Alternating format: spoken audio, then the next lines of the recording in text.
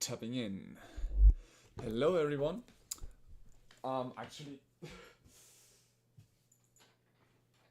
now I'm in. Sorry, I always forget that I should do some little extras, like make sure that my door is shut if anyone tries to enter my room, because it's maybe some of you guys already know I'm still in getting everything ready to move out from my old home. But that's a different team that I actually don't want to talk big about today. Even though Zoldyck? I don't know who. there is this thing about what I wanna do today. Alright, first of all, I do have to adjust my tags in Twitch before we can really start. So everyone, please give me a moment. I think, yeah, we are just gonna leave it like this. Tiki, alright. And done. Okay. So, hey, Tortofink, nice to have you here. Okay, texts are ready, and we can now finally start. Alright. What is today's schedule? Like, I have actually two streams planned on today. Didn't put them onto the schedule though, so it's just a question of if anyone wants to join in later on. But yeah, so the idea of today's stream and everything is today in the evening.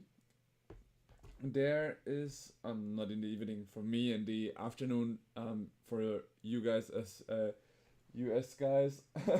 It might be the morning, but there is a Magic Pro Tour going on right now.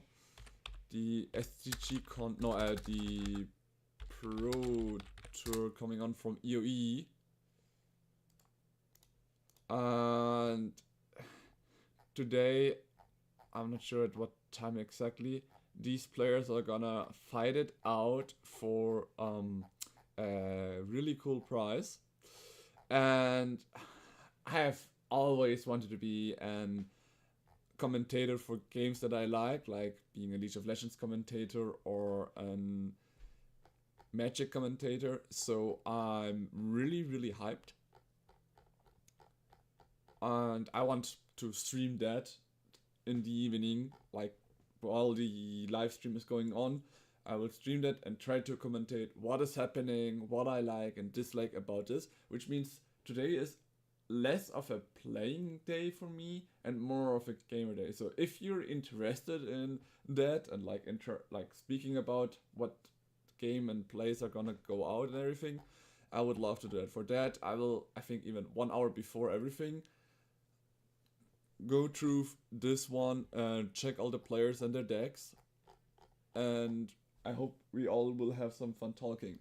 So the morning stream that normally is 4 hours, as everyone knows, and I left it as usual because I thought swapping it on the same day when I cancelled the other two streams might be bad. So just so you know, it's not like I wanted to how to say it, stop streaming or anything. The week was just quite busy and I always came home quite tired from work and everything. Even though in work there was like no people coming to our shop because the season is ending. I had some stuff to do. A lot of things happened recently, and I was actually exchanging a lot of my magic cards in my collection for some very cool cards like Ristic Studies, Wuthering Tide and all. And for that I had to drive like all around the Germany kind of realize.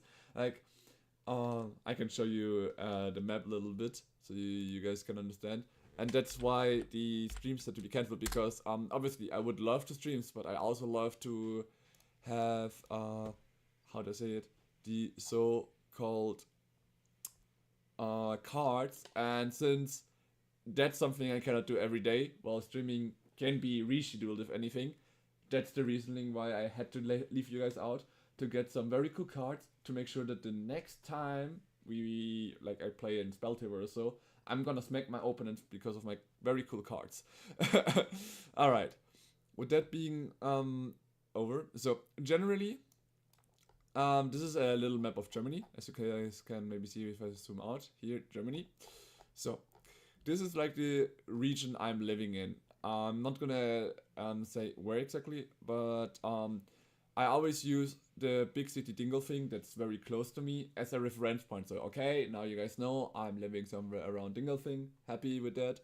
And I had to drive to Landshut to pick up some cards and back. Like generally I also work somewhere there, but I had to like drive through Landshut sometimes to get the cards, and then 2 times in or 3 times in the past week I had to drive from Dinglething all the way to Munich to grab some of my cards from some of my friends, which is a hell of a drive. Like it takes 1 hour all the way there and 1 hour to kind of back. So you can already see it's quite a time. And when I normally drive that long, I obviously try to find some players to play Magic Commander or something like that, which actually happened yesterday. We played, I think, from 18:30 or 19 o'clock all the way to 2 a.m. playing Magic. Whoa. My head was spinning like crazy on my way home. All of a sudden the tiredness kicked in because I was all the time playing there focused. And funnily speaking, after my updated Stoller deck, I actually managed to win one of these games just with the Stoller deck. Even my Terror deck had to pick up a loss because I fucked up my combo. So yeah, whatever.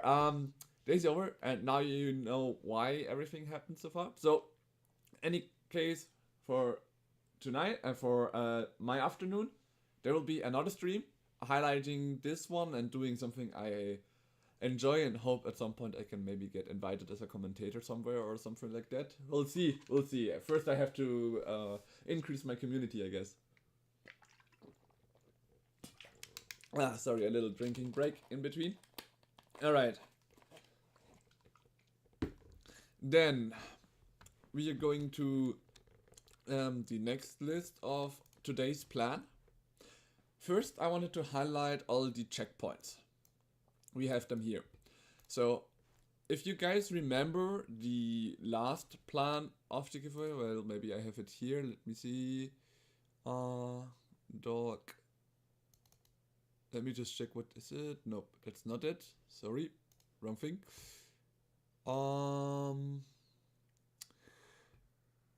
No, I don't have it here anymore. I had a file where I was thinking of having, like, I had my old document where I had the giveaway things and everything ready, and I don't know where it is, but it doesn't matter because the next giveaway is gonna be a little bit different than the other ones before.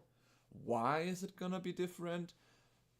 The reasoning is I want to make sure that on the next giveaway, my longtime viewers, for Hard to Think, that's you included, and tap in obviously, have a little bit of a bigger profit. Because without your guys' support, I might have stopped streaming at some point because I was sitting here alone, never having really a viewer or anything, and I was losing, how do I say it, my confidence in if the stream is gonna work out well. So with that, I decided to reward you guys a little bit more, or make sure.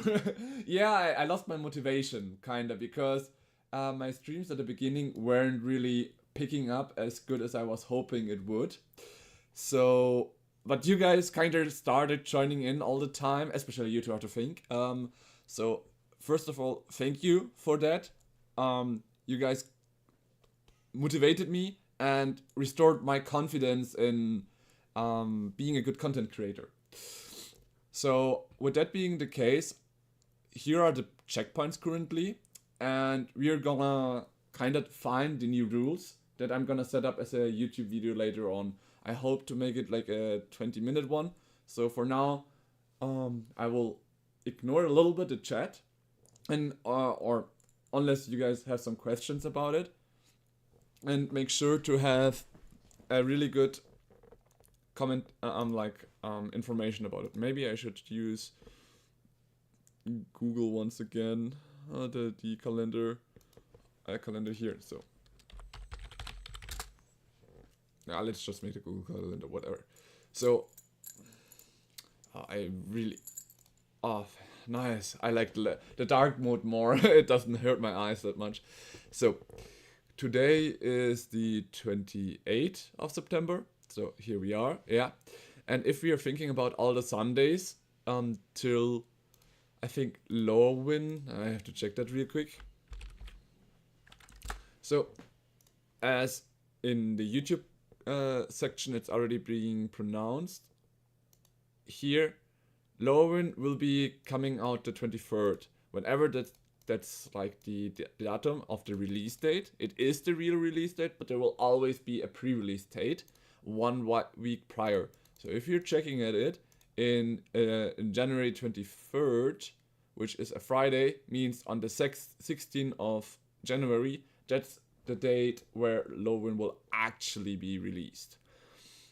Which means my plan is for the 18th of, no, actually for the 11th of January to have a little challenge kinda for viewers and for me, for myself itself.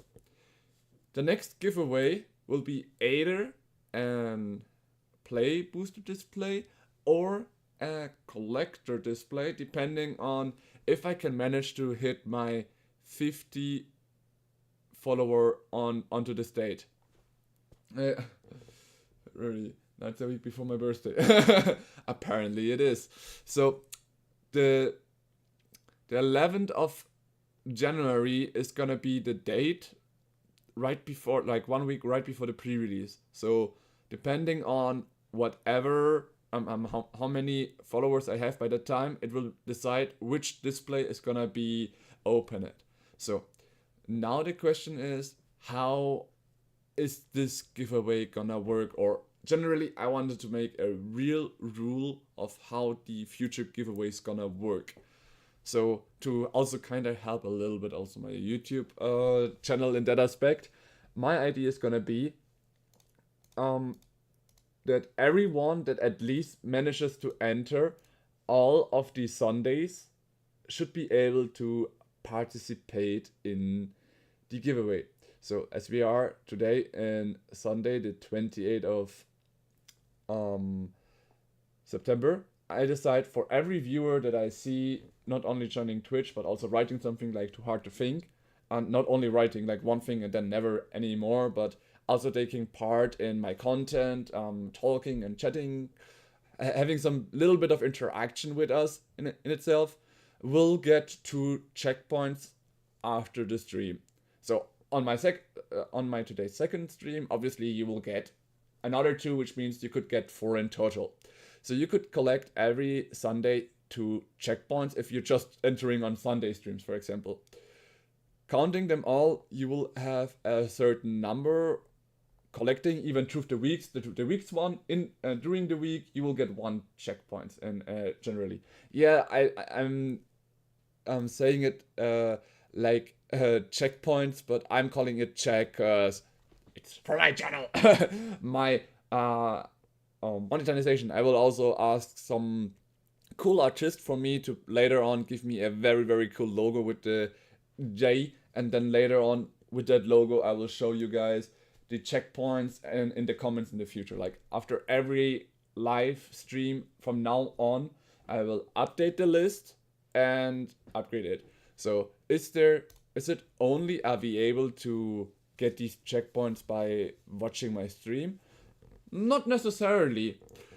If you're, for example, there and wanting to challenge me for like having a fight or a little challenge, for example, Feeks had some interest in having a 1v1 in League of Legends, where I and him have to talk it out and check how it is. Well, yeah, you can like try some of your points to increase them, for example.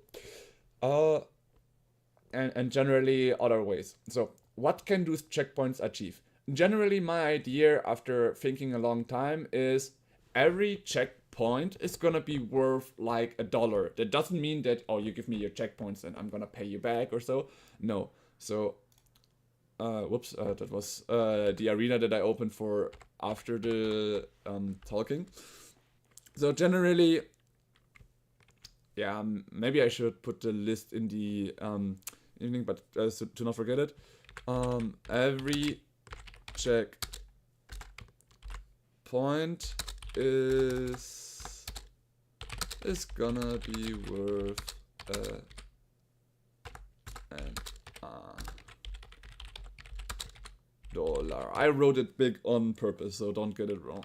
Maybe I should make it completely full like this. American dollar. Yeah, congrats for you guys. So generally what that means, or what I want to achieve by saying that, is how many checkpoints you have will decide your dollars.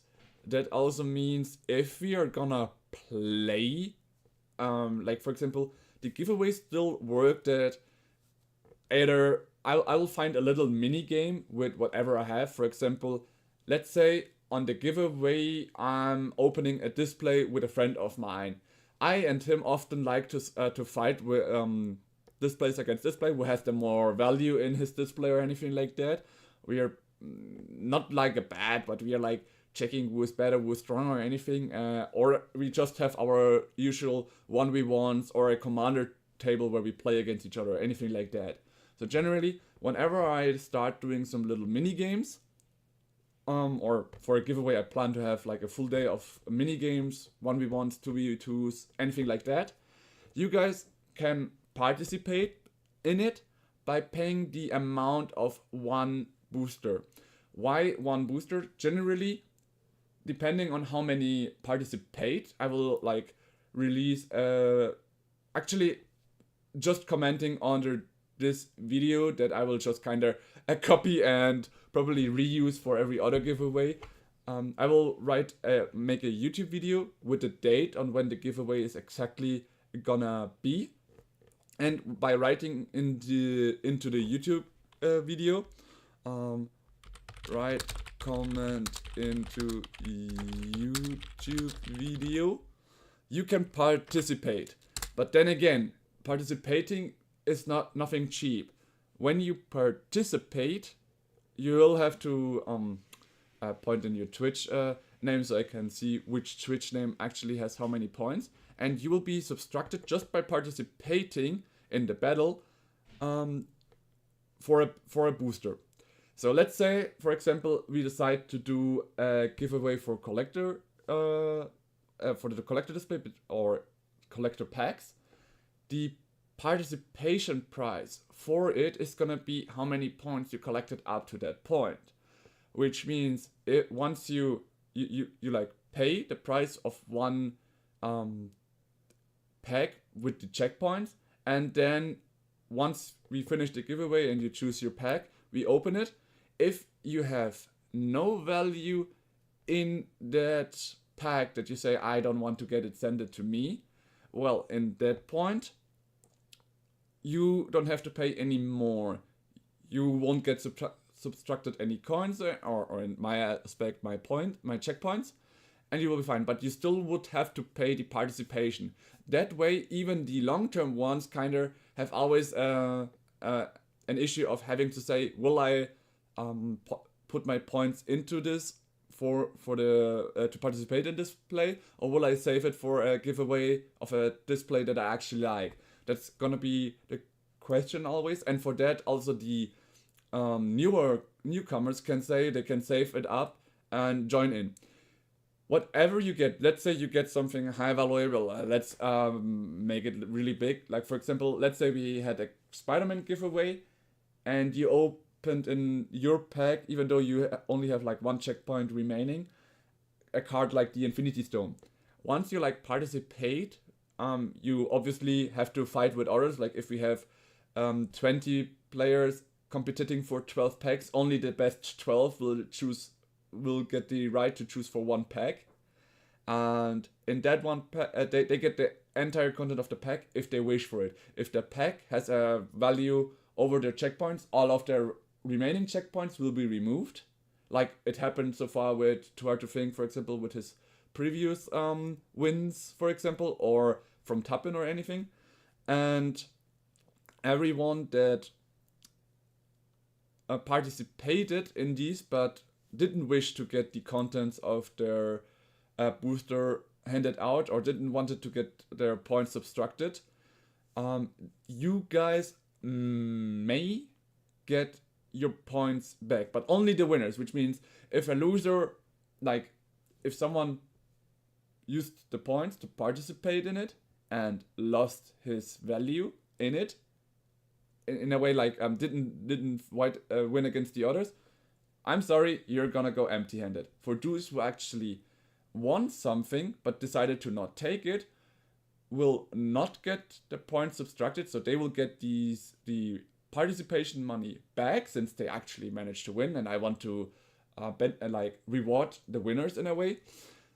Will get the points back, and the value, like the packs, whatever was in there, every card that's at least worth $1, let's just make the dollar since we started with $1, will that value will be put into a pool. And I think once a year, when I have multiple persons saying they actually did not want their reward handed out or send it to them, that pool will increase, and at the end of the year, everyone who saved some of his checkpoints can then purchase with dues one of the cards of the pool. I will always have a display somewhere, like a link of all the cards that are in that pool, so you guys can keep checking them for a card that happens to end in there. Like how you're gonna do that one, I'm still unsure, so I will still check out the rules, that there will be a safe way of going. But if you're very interested in a card and write me ahead of the time that I should have it saved, I can do that. I could do that those players who actually want the same card will have to fight each other while I comment their game or something. I actually like that idea. So should there happen to be this communication or a little bit of a fight between some cards or anything, we can handle it like that. So generally, of course, that is my way of doing the communication on my my way of doing my giveaways and my stuff. You guys have to participate actively in my chat, obviously, and you guys have to actively also sometimes do some mini games for me. That way is how you get your rewards, kinda. So I'm kinda accounting and trying to animate you guys as well. just let's keep it like this. I also like to have some mini games with others. The other time when I really started my stream, Jumpy, who normally I haven't seen ages, started joining once again because I was PAX opening. He was one of the guys that I actually lost a little bit of a fun betting game. I was opening my Tarkir display, collector displays, and he and I were having a betting game, which card will have more value than the other, or which thing will be better. So obviously, that was more of a luck-based game in that aspect. I'm not a big fan of stat, but for fun I did it, and we decided, I decided to give him a chance for the entire display to fight, and if he wins, he gets the foil Cory Steel Cutter special artwork. So yeah, he won that, and those kind of plays for cards, not gonna do that often anymore, because right now I'm not having the money for it, because I did really spend a lot of money on the avatar display. I'm really hyped for it and wish to have you guys join in on that.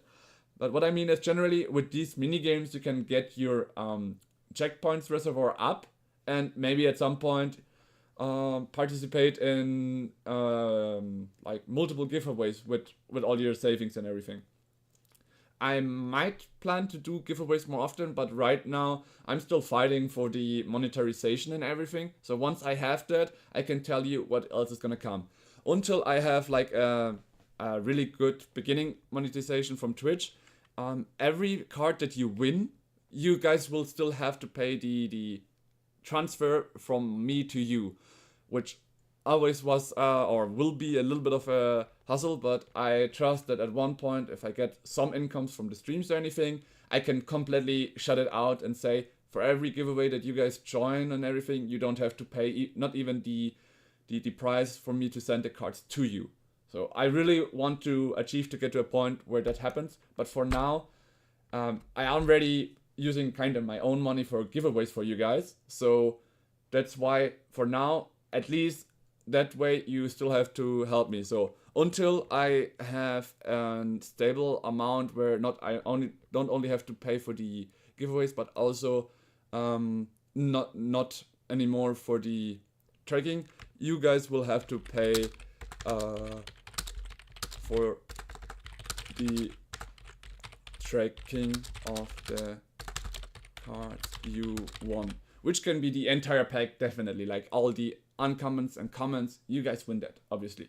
It's yours. The pack should be yours if you want it, and every card that's worth less than $1 will not even end into the pool, but into like a bulk pool that I will have to decide and keep for myself in that aspect. So only the good pools that are worth at least $1 will be into the pool that you guys can later on purchase once again for anything. So yeah, I should just write down all the rules that I pointed out. So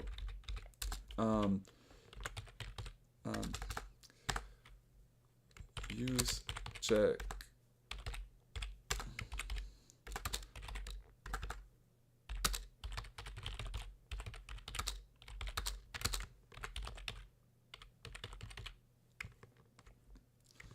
I will put it like this because these are like important statements.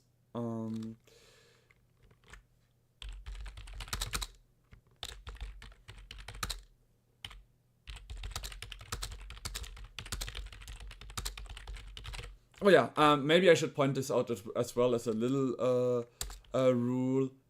If you win in such a in a giveaway the booster and you have more checkpoints than the booster's actually worth it, I will just subtract the amount that you won. For, let's say, for example, I bet Tortofink is gonna be one of the most leading point guys, because he's always there for a stream. I always love you being here, Tortofink. So let's say Tortofink has 100 checkpoints by the time, whatever. And he joined into the giveaway and won a pack that's only, like, he paid for the participation. The participation I will always write into the YouTube video, of course. So, let's say we joined and played the giveaway of a play booster, and a play booster was just worth $3 entering, like 3 checkpoints entering, and then he won just a card for $10. So he has 100, he has to pay the participation one at least. Well, he won, he will not get those 3 points back unless he says he wants the content. Like, let's say he wants exactly this $10 one of a pack, and he wants the entire pack. Then of course he has to pay the participation fee and the $10 for gaining the card. So he would be at 87 points remaining, but he at least won and still kept all of his points. But if the content is worth more than his money, I said someone drags an Infinity Stone, obviously you will get the money from the you will get the entire money reduced to 0. So if you win an Infinity Stone, or what happened for Final Fantasy, for example, a Sword Foil Sephiroth, well, yeah, your entire points are gonna go to 0 if the card has more value than all the points you have, if you really want it. But you still get it, so don't worry. So that's also like one thing to mention and handle out to you guys. Alright. Exactly, so winning a booster will get you its entire content.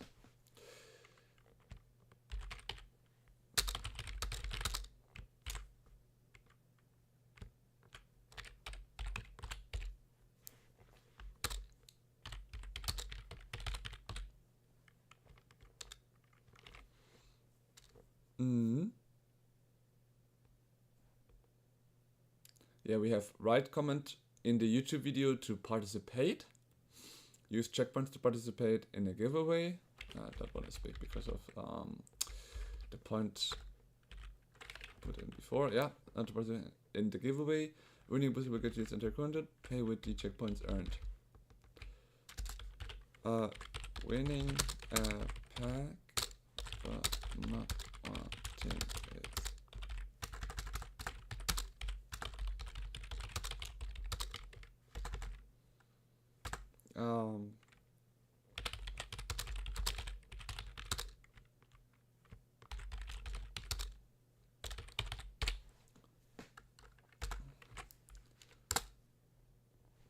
All right. Did I miss anything? Let me check. Every checkpoint is gonna be worth an American dollar. Write comment into the YouTube video. Write comment onto YouTube video. Oh.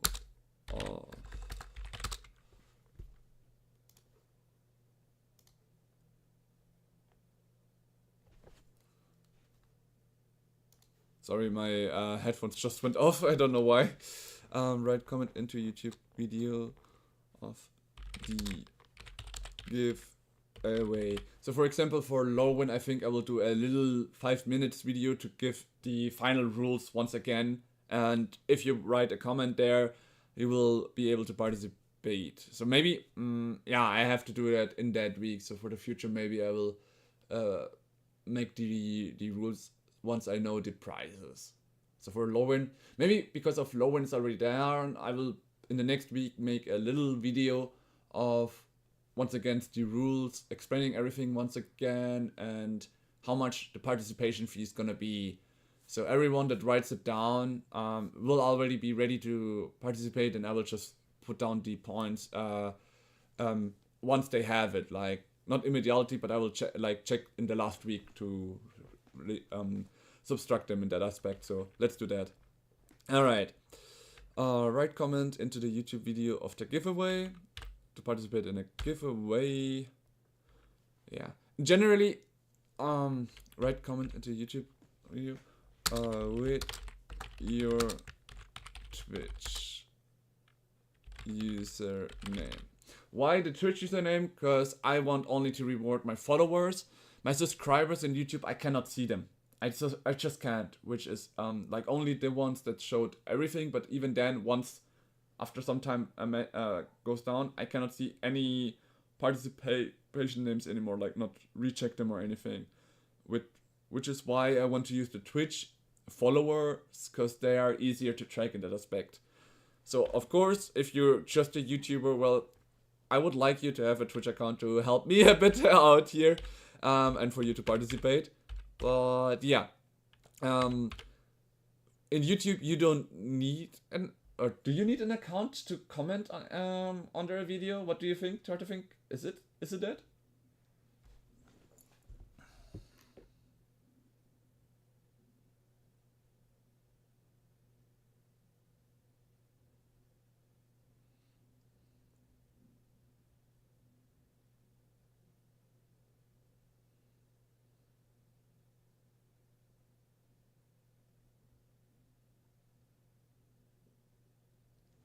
So what does it say? I think you need a comment on Twitch, YouTube, on YouTube. I think you need an account for both. Okay, yeah.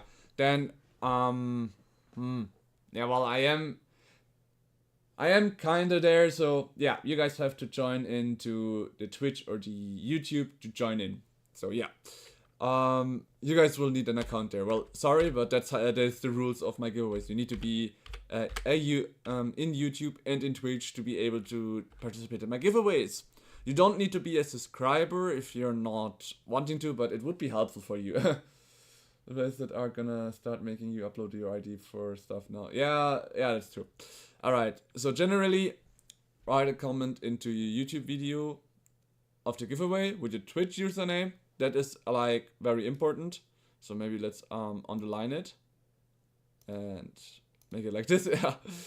The YouTube video of the giveaway with your Twitch username.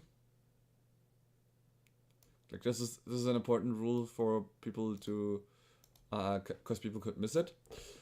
Exactly. You will use your checkpoints to participate in the giveaway. Winning a booster will get you its entire content. What is with this freaking autocorrector of the system? How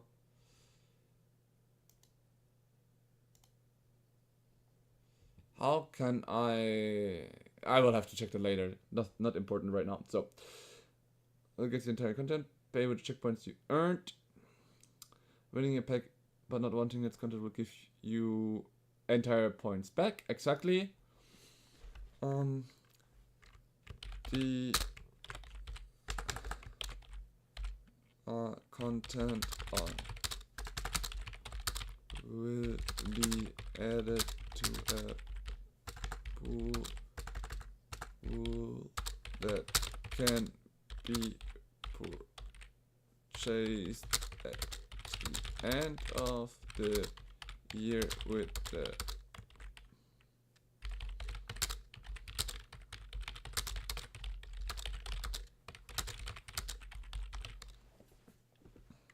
yeah, let's make it like this. Alright, so this content will give you entire points back.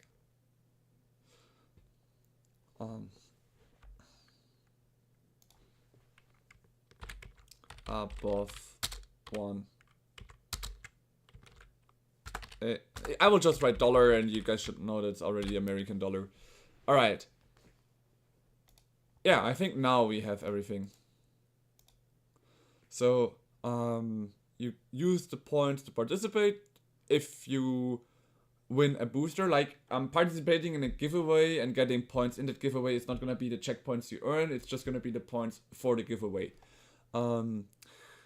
Winning a you want to participate in a giveaway. The points earned in the giveaway will not increase your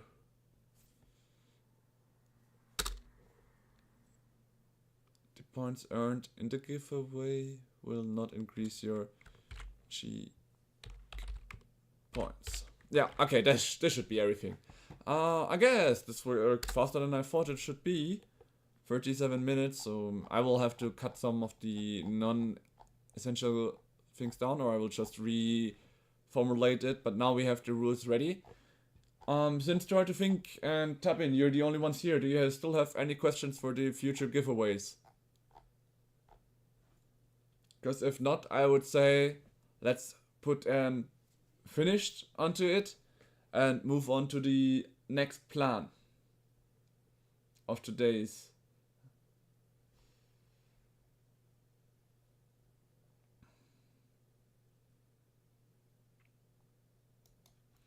I will wait a little bit for them to have a chance to answer if they are interested in anything.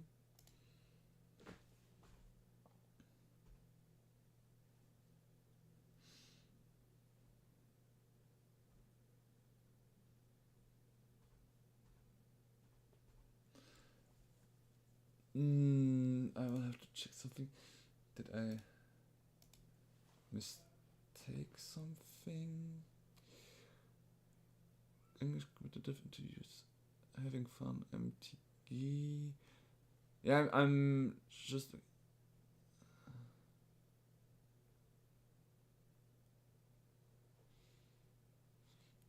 True. I was playing Arena today. Okay, there it works. The title. Yeah, okay, it should be fine. Alright. With that being the case. No question, Dito. Alright. I will save it real quick.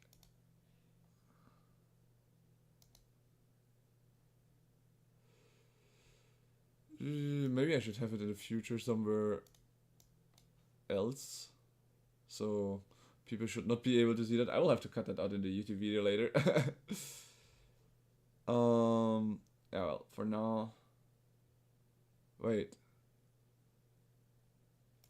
Cancel? Wait. What is this?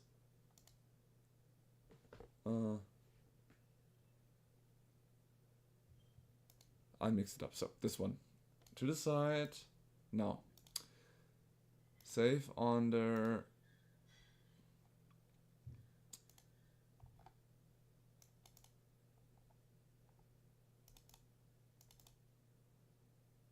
These are rules for giveaway. Good, we have the rules saved up for now. And the current points.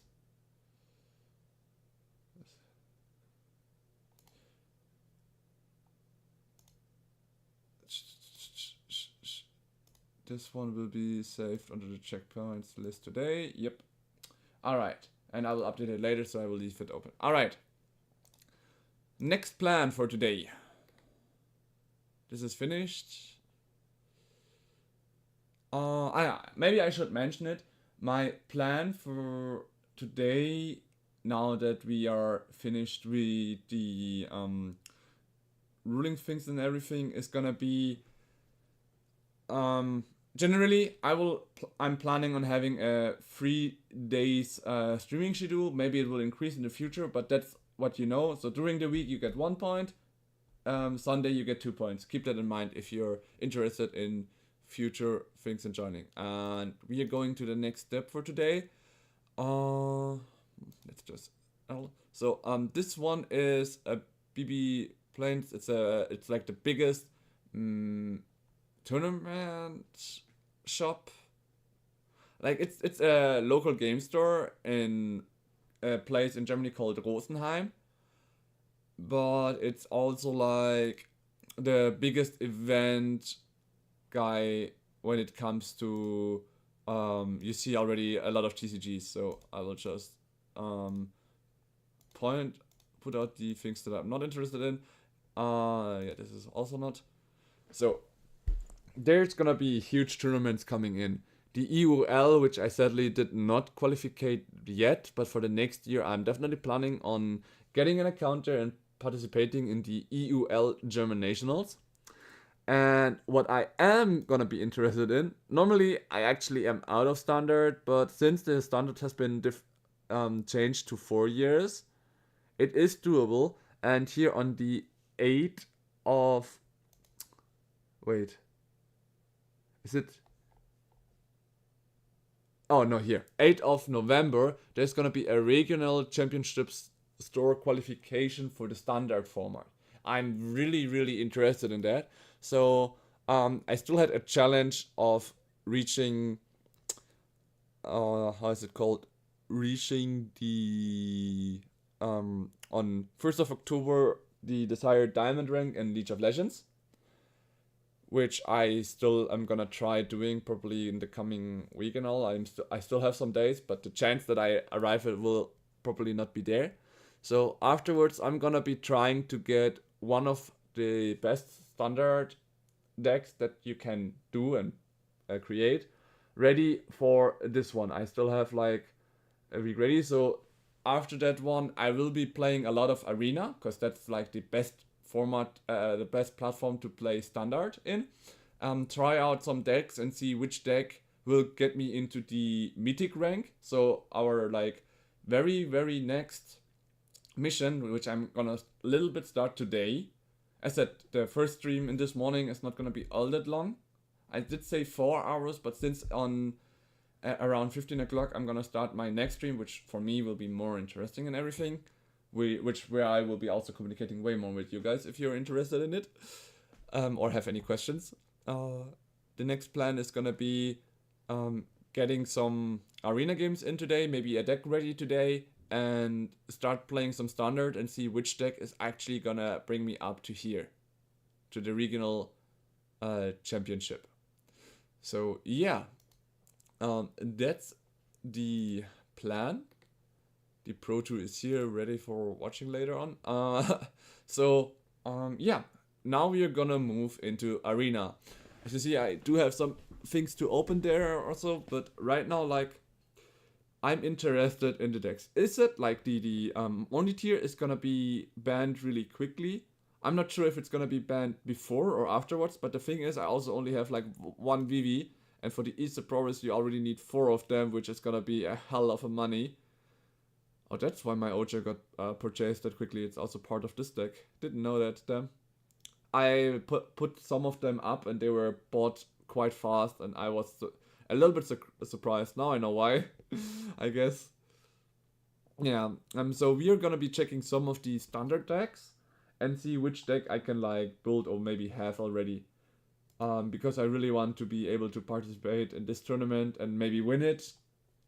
If I manage to get into a higher ranking, or I will already ask on the way during the week or so, if I can bring my setup and maybe stream it. So it will only be a Twitch exclusive stream on that Saturday. But I will let you know if I manage to do it or not via a YouTube post once I have the information. Maybe you can follow me and cheer for me to win the tournament. I would be very glad for everyone that tries to support me there. Alright, with that being said, let's check it. So, first of all, I need to know how many rare clads I... Okay, nice, Corey Steele is not able to play instead anymore, yeah. These are like the latest cuts, which is a little bit sad since I actually created them. Oh, I have quite a lot of packs to open. Get started. Oh, nice. I still have 8 and 6 points. Still have some money. Alright, let's see the inbox. Okay. Edge of Eternity is very nice. Some of these. Edge of Eternity's Alchemist, I think, was that format. And...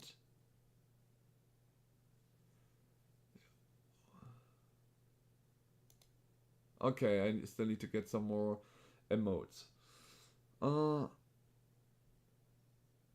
Okay, I'm gonna redo this one in hopes to get some 750. No, red and black spells. Alright. Not so hard. I have 850. How much does a draft cost actually? Because I do like to have some events sometimes. Thinking like later on I will obviously be grinding the ranked thing and everything. But let me just check. Play events. There we are. Let's metagame challenge. Jump into Magic the Gathering Final Fantasy. Ah yeah, true. Spider-Man wasn't even able to get into the online format. That's also one of the craziest things. They shouldn't have allowed Spider-Man in standard if they are not gonna have the real reprints. What does this number 3 mean? Let me just check one thing. Best of 3. Ah, okay. It's the universe art. I like most of them. You like them? Okay, I have to check them then. I will check the packs anyways in a bit. Timeless. You pay 2,000 and could get 30 packs and 5,000 if you win 7 times in a row. Bring your timeless deck and play best of 3 matches. You will receive rewards based on how many matches you win. Timeless metagame challenge. Uh-huh. So by only having one win, you get 1,000 back. So how do you build it though? I didn't check that one yet.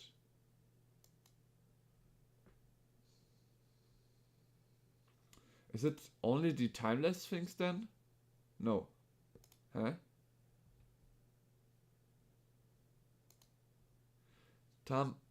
Bring your timeless deck and play best of 3 matches. You will receive rewards based on how many matches you win.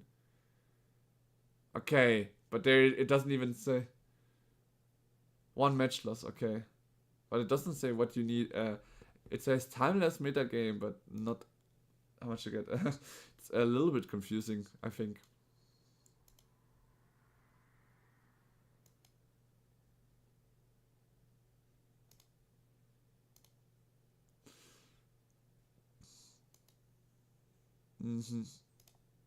I'm not really interested in these achievements, so I wish the pop-in would be blacked out by this one. Let's check the story quick. Because what I like is often there is in the store a moment where you can like purchase for some gold coins, more gold coins, or for some how's it called? Gems can be acquired more in the daily ones. Sometimes, often it is. Alright. Nothing of the sort here. Then we will go into... where was it? Wasn't there the battle pass somewhere? Mastery. Here it is. And you can pay 3,400, but... where was it? You get a 1 draft token. If you go into events, how much does a... what is the normal draft right now? Jump into Magic the Gathering Final Fantasy. Okay, that's the jump one. What will I win? A card. Okay, that's not something... Like, that's why I have the jump tokens and never use them. A card is not worth for me. Quick draft, Seal Truth on buff, Premier Final Fantasy the Gathering. Premier draft. Here, 1,500. Probably with a draft token as well, and when you win you can get 2,200. Interesting, but I always want to keep 2,000 for bigger tournaments that happen here and there sometimes. So right now I'm actually saving for 10,000, and I will either Final Fantasy or EOE. One of those I should participate, probably. Draft Truth, the Omen Paths, traditional draft Edge of Eternities. Oh yeah, and here 2 play-in points. So yeah, I definitely want to achieve getting those at some points, but that's actually a challenge even in a best of 3. Whatever. Let's open the packs, right, and get a deck ready for ranked. Let's open these 3. So these are the Spider-Man things, right? Spider Hero. When this creature enters, put a +1/+1 counter on each other creature you control. The names are so crazy though. A cheering crowd is still the same. Imposter syndrome. An untoken creature you control discard a player, create a token, is a copy of it, except it isn't legendary. And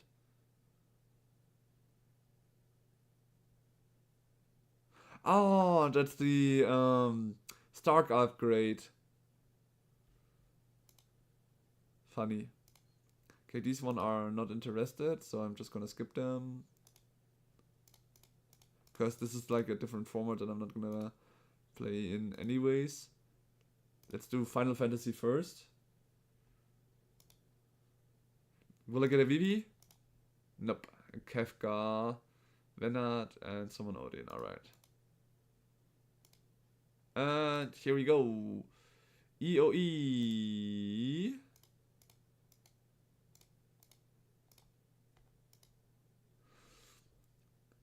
This land becomes a 1/1 for example, blink buff artifact for flying an infect until end of turn. It's still a land.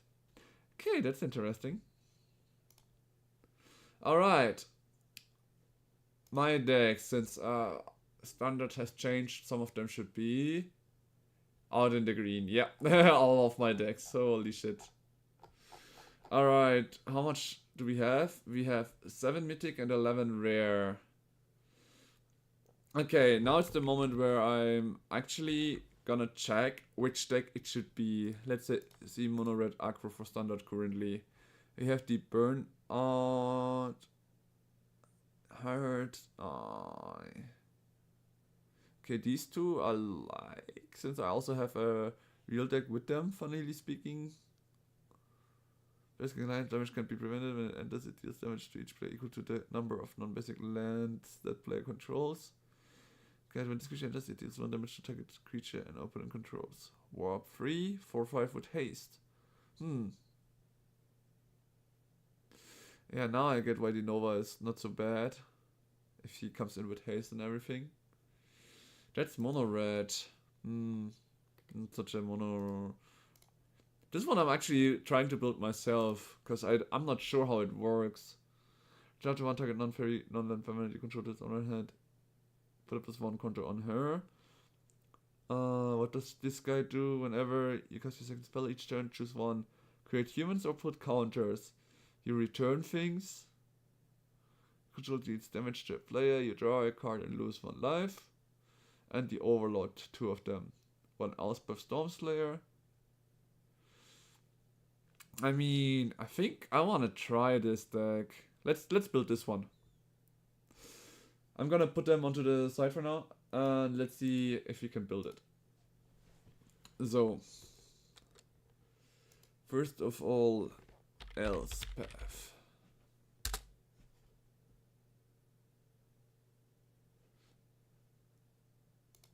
So for now we put one else path in, then we have nurturing.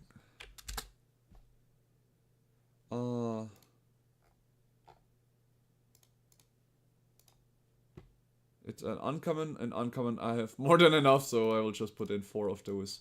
Okay, then we have Sun Pearl Kirin. Cosmo Grant. This is gonna be 4 mythic already. But let's do it. We wanna try this deck. If we can build it, obviously. Elegy. Allocate. 4 of them. That's 2 rare slots. From rare I still have some more. Luckily. And Overlord. Oh damn. My mythic is gonna be off after this one. Trajectory, that's fine. Oh wait, only one of them. Whoops.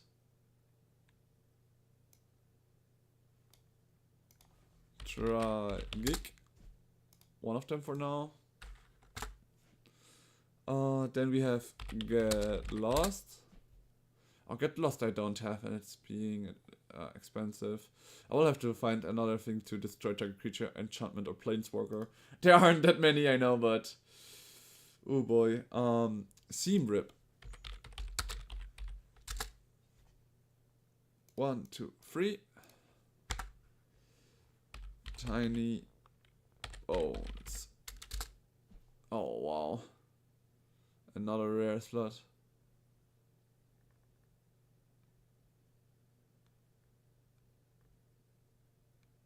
This is a very strong card though. Let's see.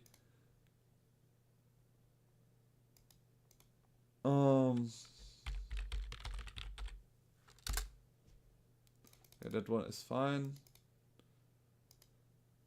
Then we have Nowhere to Run. And now comes the Bleach.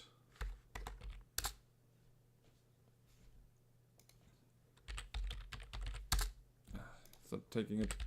Bleach.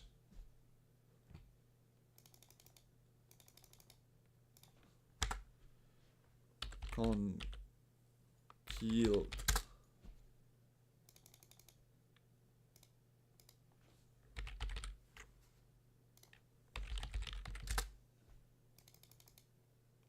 So many rare lands here.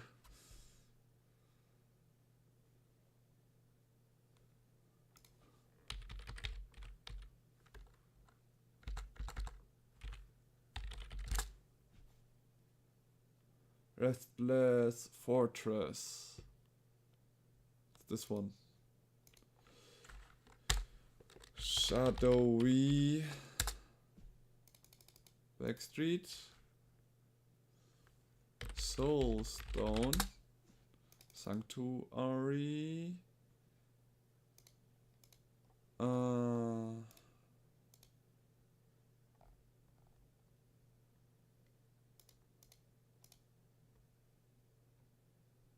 Lands 26.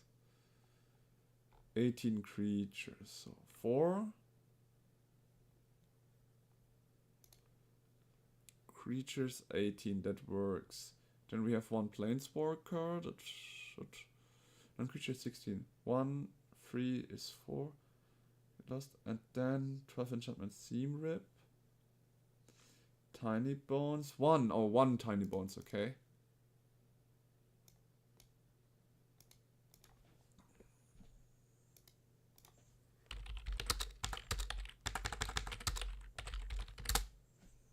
One Tiny Bones.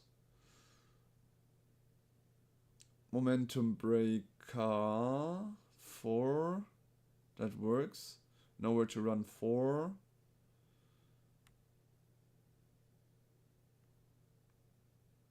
And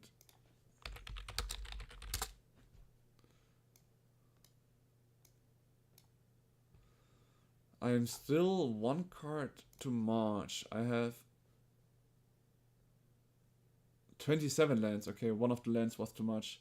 Let me just check the lands. 2 plains, 5 swamps, Bleachbone Verge 4, Concealed Countryyard 4, Godless Shrine 4, Restless Fortress, Shadowy Basket Street. Oh, there's 3 of them.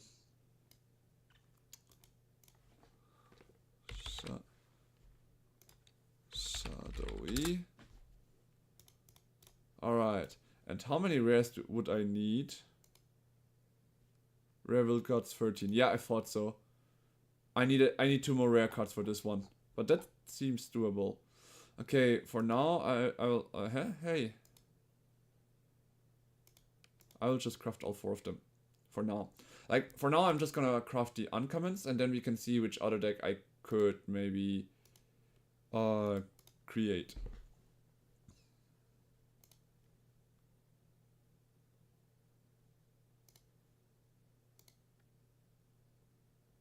So why am I single-handedly doing it? Well, because I cannot craft everything because of the rares.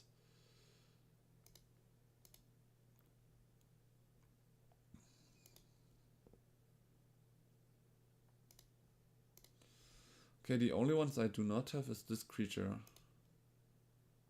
From my collection, because I didn't really purchase anything of the Aether Drift. Was not my pack, you know. Display and anything. Alright. The rest are rare, so let's keep this like that. Wait. What? We have the Get Lost, the Tiny Bones. What is missing this time? Creatures? 17? Sorry, I do have to check it. 17 from 18. Which creature did I throw out by accident?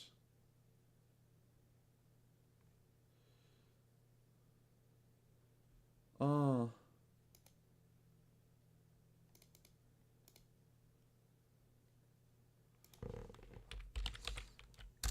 Not sure why. But alright. I will have to check that later. For now, we're done with this deck. And we have to check for something I can actually create right now and build it. Let's see, this is self bounds. And we will keep it like that. Yep. So for my other decks, they are probably out-rotated anyways. Where's the self bounds? Oh well. Whatever. Next deck, since that one sadly didn't work. I do have a challenge of red ones, right? Red or black spells. Alright, red or black spells. Oh, there's a Boros Acro. I really don't like this Born Out dude. Menace, Stardew Ancients. A double strike creature, okay, interesting. But in red one I have the moss cards probably. Let's just see.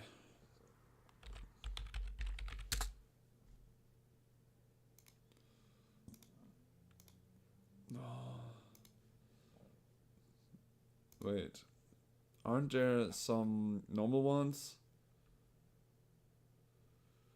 You know what, guys? I'm just gonna use this one and just get everything ready for now, so let's go with that.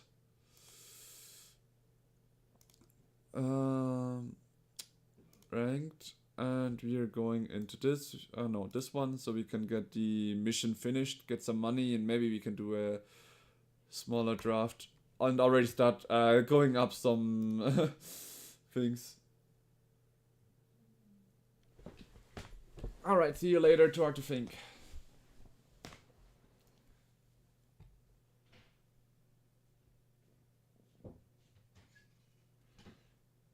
So here we are.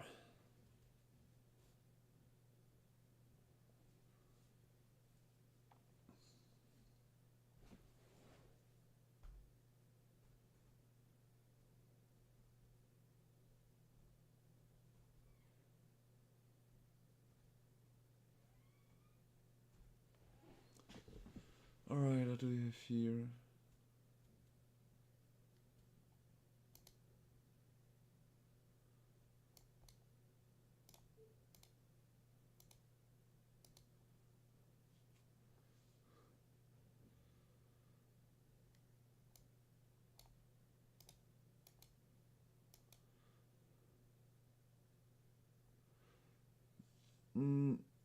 I put a +1 content, okay. Oh, a Tifa deck. I needed to kill her as fast as possible, so bye bye.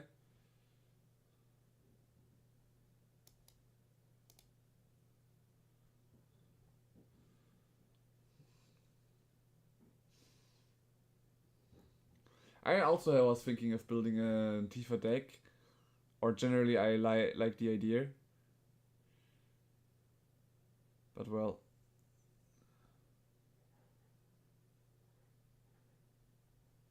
It's an instant.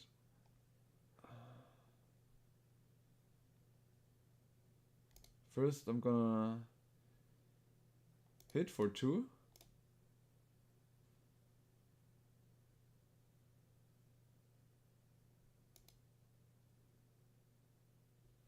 And then, oh wait, this is also an instant.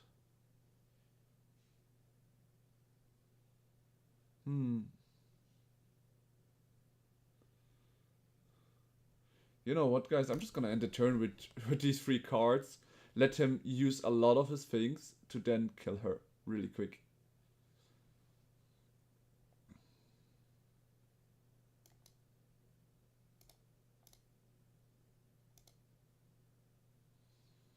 I will use 2 cards just to make him use some of his sources. Do you have another one? I don't believe so. If he has, then the game is over on the spot. Oh wow. Damn, I fucked up. I killed myself. Yep. I can surrender. I should have used the it in my turn and then it would be safe.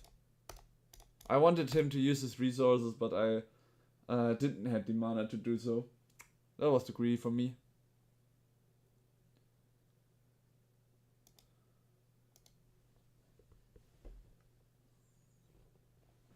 Alright.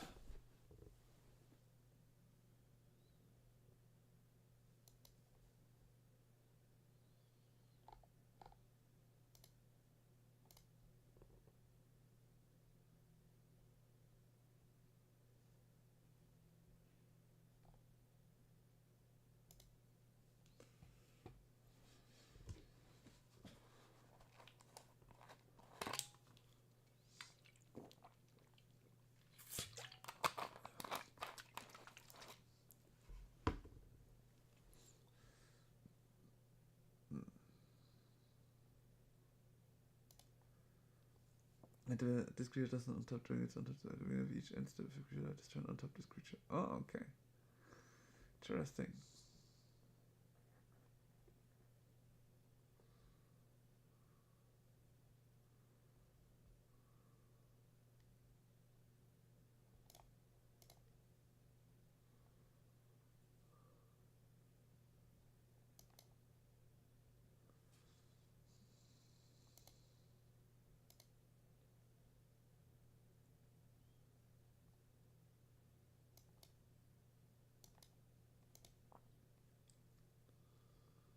Right. He's blue. At the beginning of your end step, if you attack this turn, create a 1/1 red goblin creature token.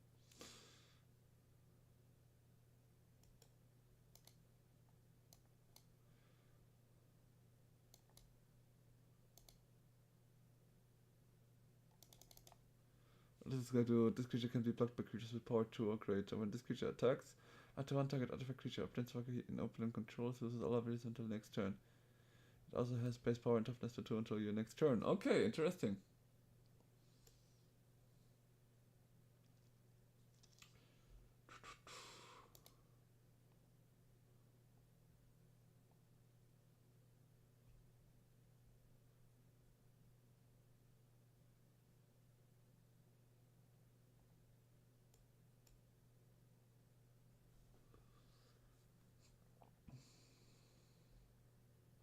Hmm.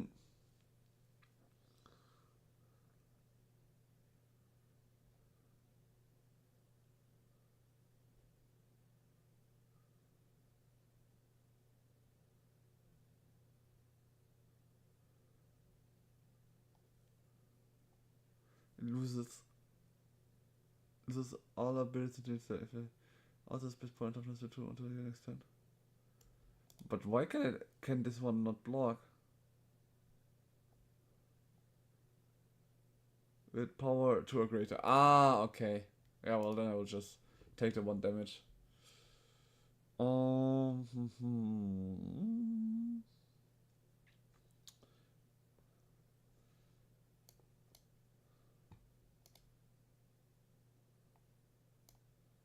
just gonna play out a little bit of creatures right now. So let's see. Attacking doesn't help that much right now.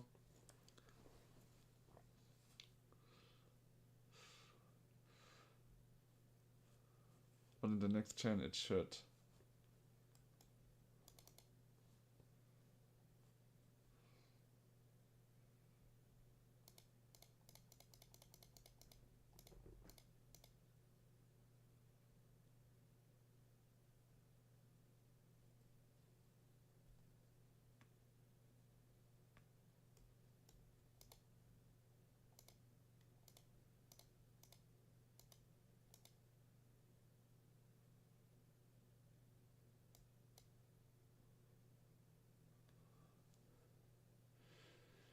Oh, it's gonna be making my Slumbering Cerebrus into a 2/2. Very interesting decision. No, he chooses this one. Not bad.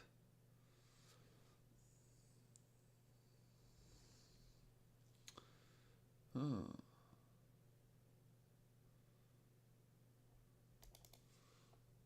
Ah, sometimes people really take long for the turns.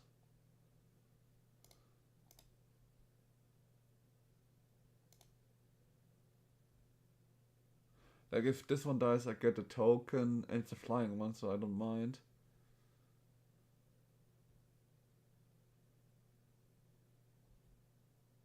And he gives up. Okay, well, I take that win. First 250 points, and the first to increase to the rank. Let's keep going.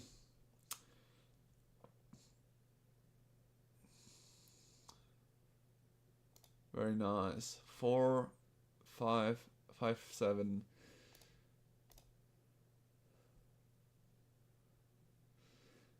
Right, if 2 rares are missing, maybe if I get Outwit, get lost, and find something else that says destroy, maybe I can find something that can actually be used. I'm not sure, is Feed the Swarm already in? I will have to check that, but maybe I can do that.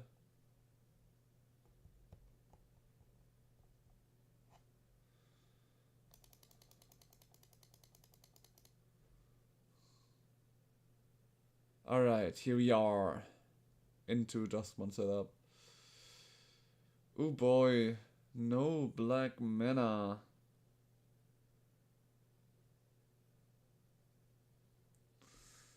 Mulligan. 2 mana. Yeah, I can keep that. Instead, if this creature, if you attack this turn.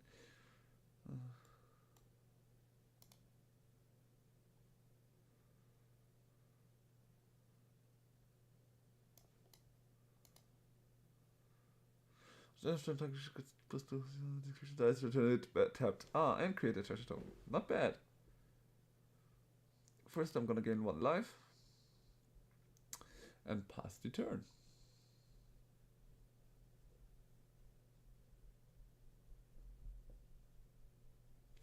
Next, I'm gonna play a Swamp and my Cerberus. Cause I can.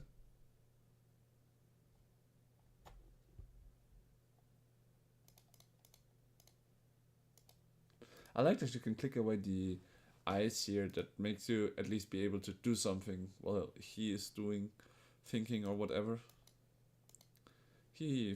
No, he plotted that card. Not bad.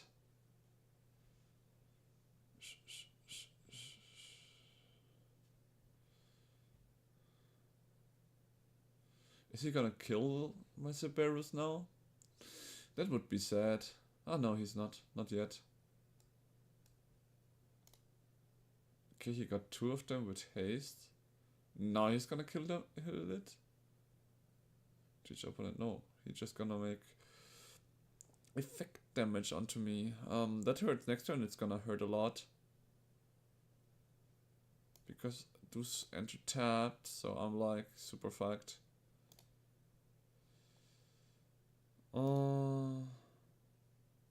Guess we're just gonna do this, and if he tries to kill it in his turn, I can at least protect it.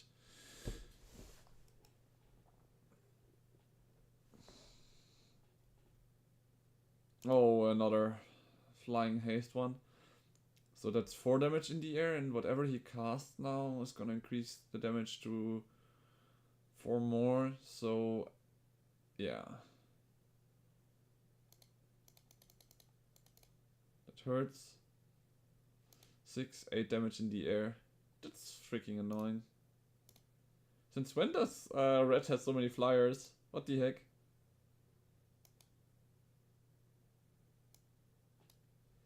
Well, if I don't kill one of those, I'm gonna be dead anyway, so whatever.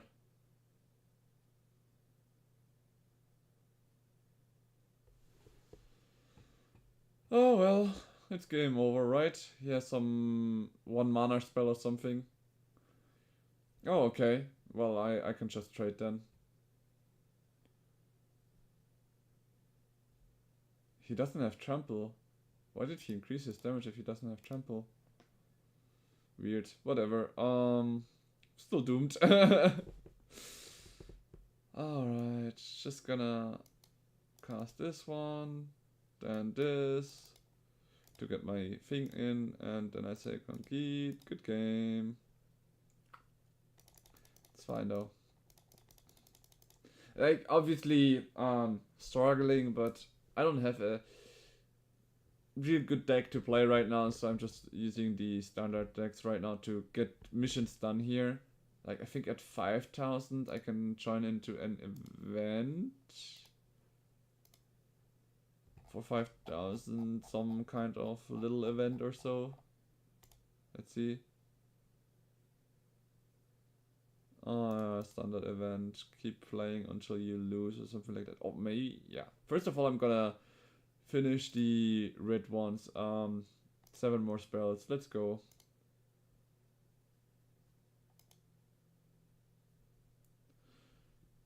And then we're looking the one deck that I left open.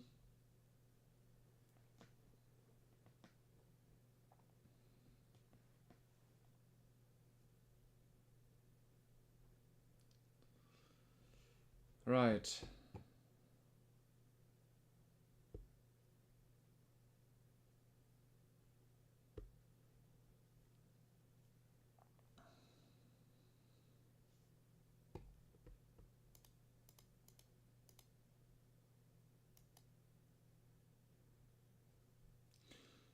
I'm gonna keep this hand. Looks doable.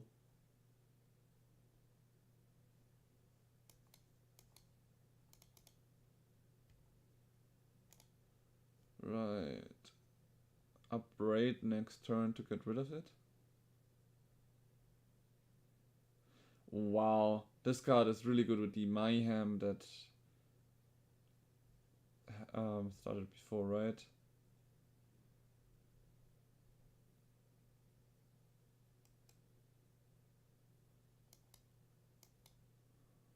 I need to do it now or I'm gonna regret it later.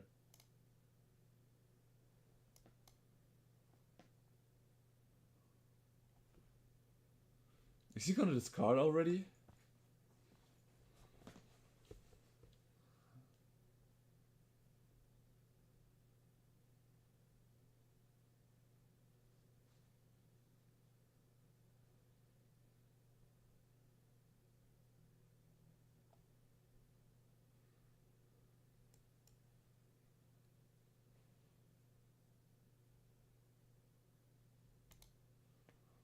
okay.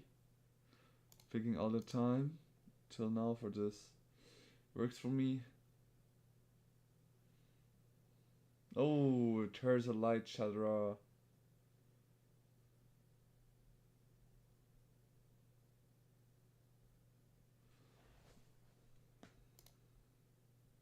I'm gonna block the free damage right now. Best thing I can do after all.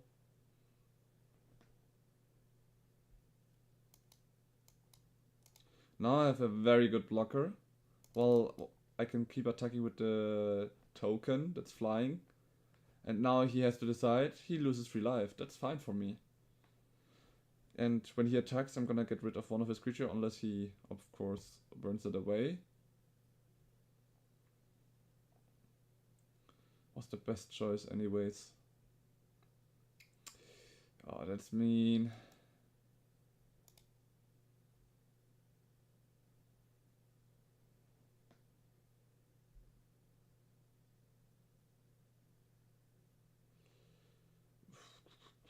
Do I have any creatures? Wait, what?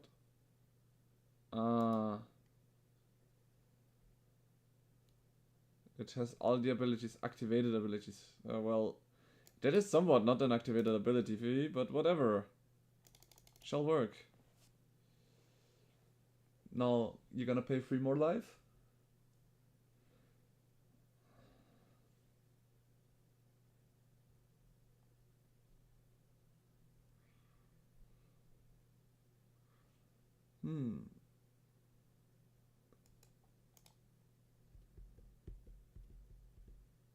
Oh, there is the Ornithir. Damn.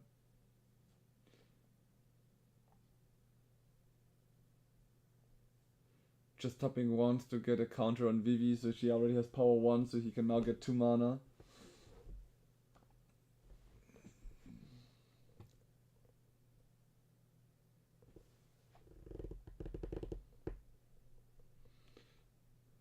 Which one do I remove though? Oh, he's not attacking. Interesting. Well, now I have another blocker. I like it.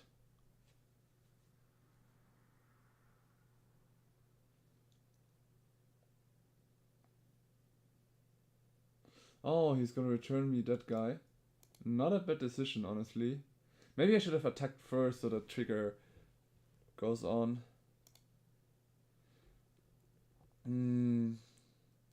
Damn, he has a... Oh, wow, lucky. Only a land.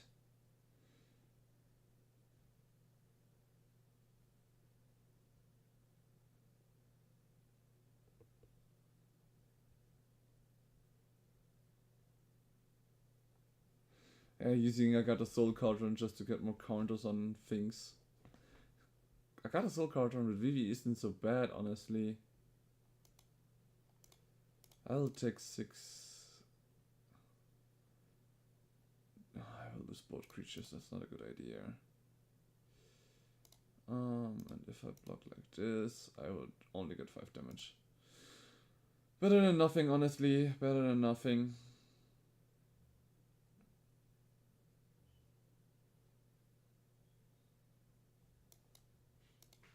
I will have my blocker ready again. I'm gonna attack so I can get +1 counters. Sadly, he removed my creatures, but that's totally fine. Oh! He sacrificed his cauldron.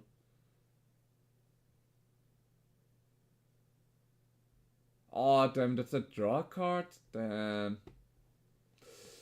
I might get fucked here. He has 6 damage if I just let these two in truth. So yeah, I'm pretty fucked. Yeah, it doesn't matter.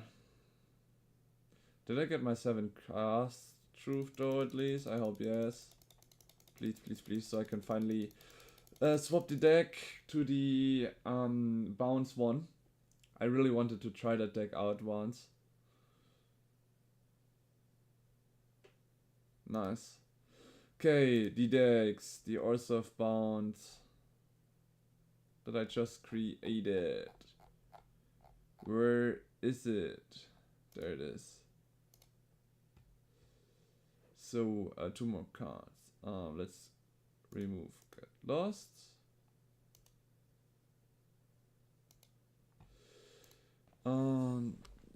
Destroy.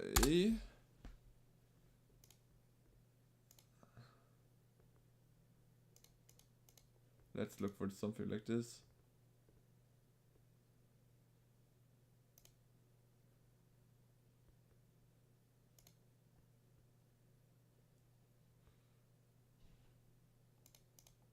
Let's just remove this and say destroy.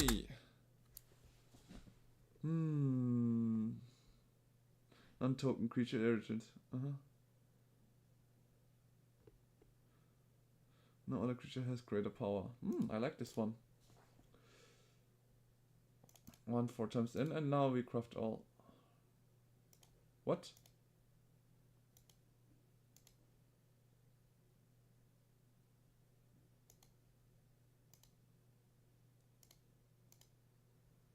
Don't have enough good special. 11 will cards. Ah, the lands. The lands are gonna hit me hard.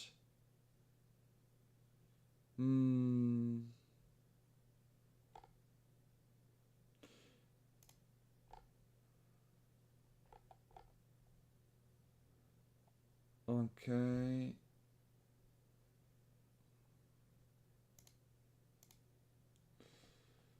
Let's see.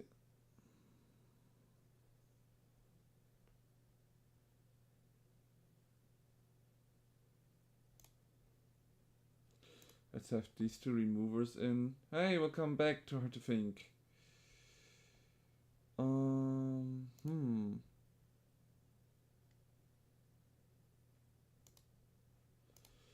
9 more wild cards.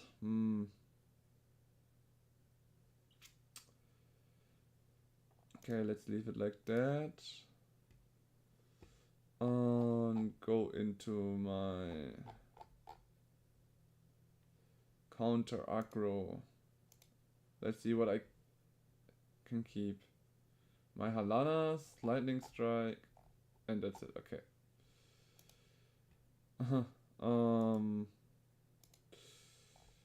Guess.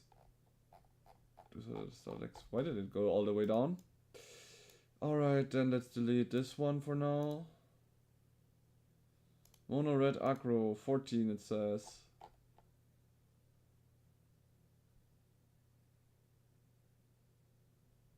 Oh, that's a very old one. Gone.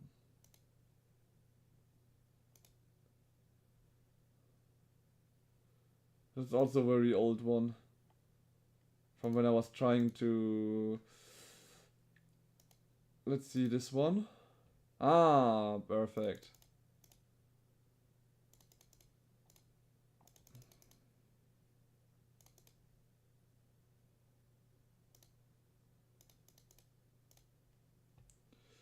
So how much lands do I have? 16. Alright. Let me just check the mono red aggro one. The non-rares here. Hired Claw is a rare. Oh, rare. Just rares. Okay. Let's see a Nova. I don't have that one.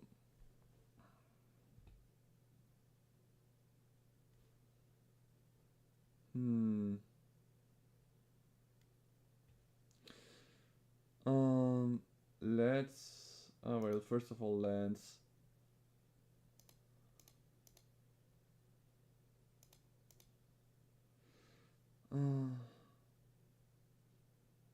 A swamp is not gonna work. Plains or island is also not gonna work.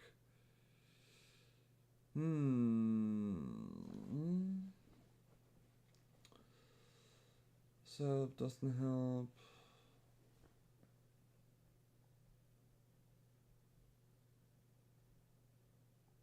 Well, better than no scry at all, right?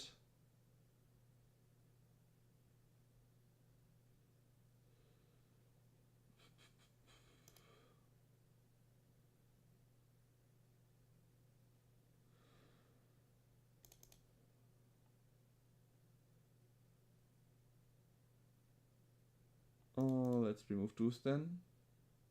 Here we have a white one. Yeah, maybe. I like this surveyability after all. Good. Lands do we have now? 20 at least. Nice. Okay. This one we have. Now we filter into instants and sorceries. Yeah, I'm just gonna look for stuff that I can use well to burn someone and kill him fast. Ah, shock. Let's still go for 4 shocks.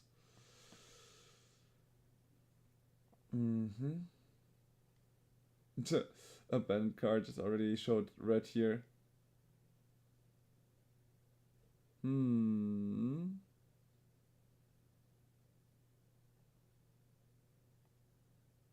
Target attacking creature gets +2 and trample. Whenever this creature is commanded to play, this target artifact the player controls. Let's add 2 of those. For 3 mana or destroy artifact. Let's go with this one. Craft all. And we keep going. That dies return manifest threat.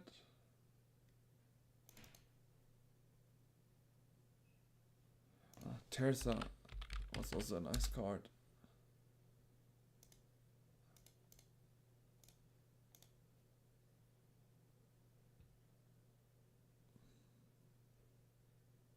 Okay. Not sure why Terza Light Shatter is not being showed in standard, but I guess.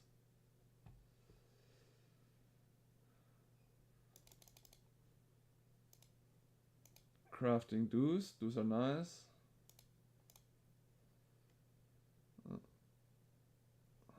Instants are always good generally. No, we don't want these ones. Scuds for swap also against trample and haste. Yeah, I like those ones.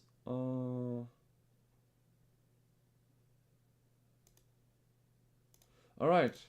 We have our standard red aggro deck just somehow scratched together, but whatever, it should be fine. Should work. Yep, I'm going a burn tank route now, because it seems like I need that one. Where's the deck that I just finished? There it is. Let's go. The thing is, I'm just trying to finish my quest right now. I think it was lands and casting creature spells or something like that. So once I have these missions over, I have like 5,000 gold coins, and I will see if I can get an event in or something. Right now I need to somehow get packs to open. So once I can open packs, I can play more games to get the coins back in a way. So that's the idea. Yeah, I can keep that. Only one land, but we are red, so it's whatever. Each creature, yeah, let's keep it like that. Instant, sorcery, whatever. Okay, works. There we go, our second land. Very nice. Maybe I should have checked if I added some more creatures in.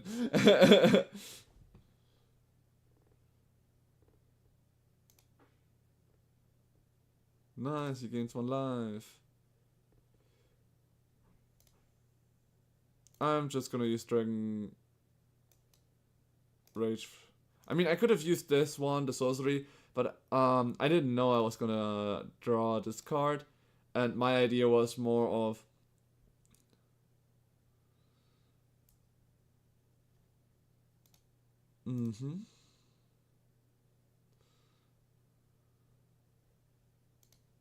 Wait, it's an instant. Wow, that's strong.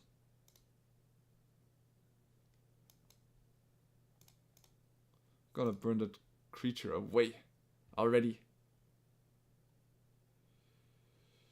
At the beginning of your turn, target monster control gains of your choice double strike or trample. I'm just gonna use this one for now. And hit him for 2. End of turn. Get trample until end of turn.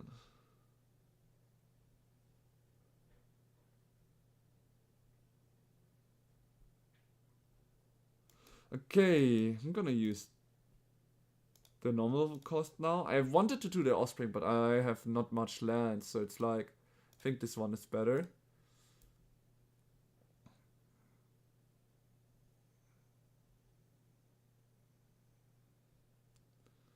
Target a mouse, and I will choose double strike. There comes the 8 damage. Oh, that's gonna hit a lot. I like it. Yeah, okay, I lost the forest, whatever.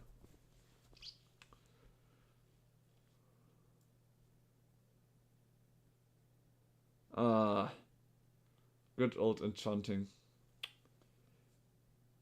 And next one. Can't block, right? Oh, whatever. I don't need to surveil another time. I mean,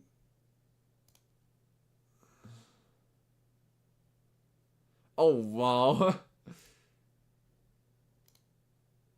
Well, at least the ability for Manifold works and I can get more cards to use. Maybe I should go to combat first and see whatever I get then. 5 toughness, you've got to be kidding me.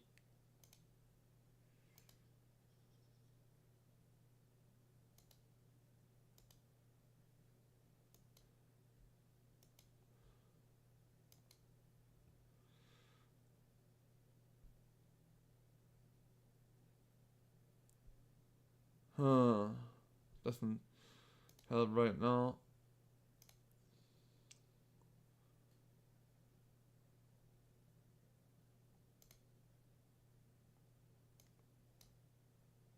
Just gonna use this to get another exile thing ready. Cavern of Souls. Why did I have Cavern of Souls in this land? What? In this deck? What? Crazy.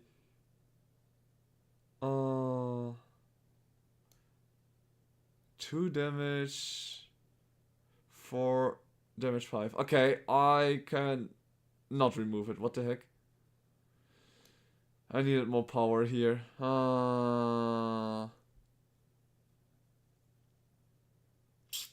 Next turn. I used 1 red from the Might of the Meek to draw a card at least. Like, drawing cards is the best thing I can do right now. This one only deals 3 damage to every creature. It costs a lot. Maybe I shouldn't have put so much fire magic in my deck. Gonna rebuild the deck a little bit and get more artifact removals in, I guess.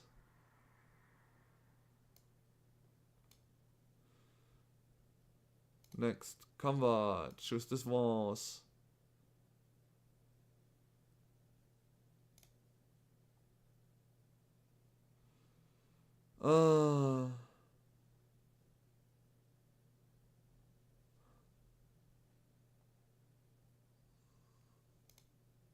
Yeah.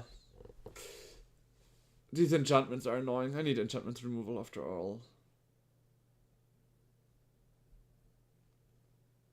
Need more creatures and more, especially more mouses, I think.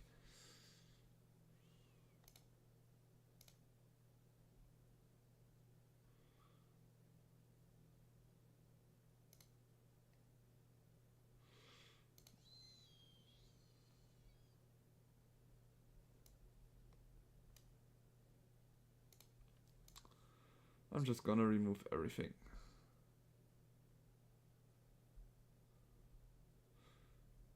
Oh, with Proris he could have survived, maybe? I don't know.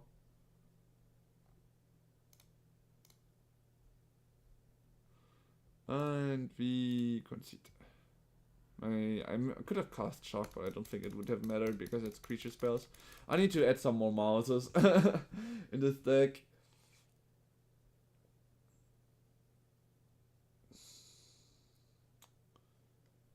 Right. So, fire magic. I like this one, but I will reduce it to mouse. Let's see.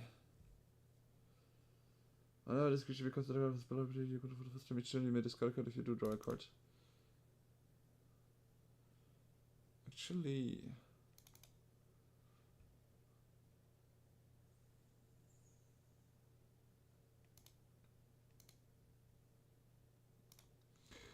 yeah, we have that one white thing, but I don't want to see white right now. I want. What is this? At the beginning of combat on you. Okay, that's 4 mana though. That's good. Whenever you expand 4 target creature you control gets. Oh, I like this one. That's not so bad. So with these, I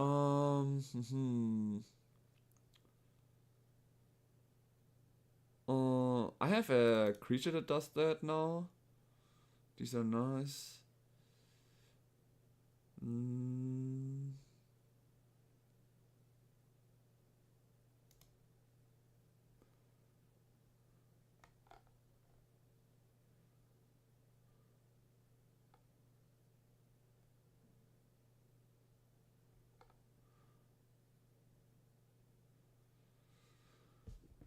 Let's see. Yeah, come.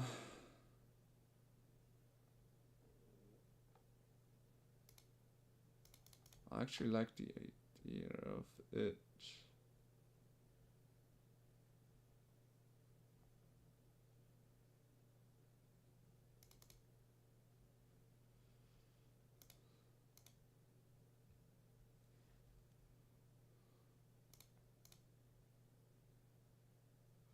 I need one more card.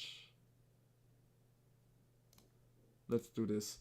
Now this is more of a power increasing deck, but I think that should be fine. Let's try it. Red aggro deck now.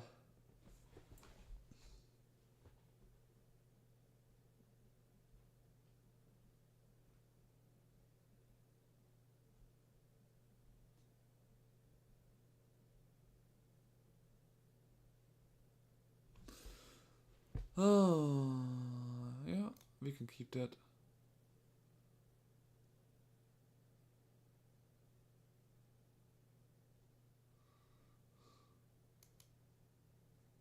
For 2 mana, Whiskey Scribble. Let's go.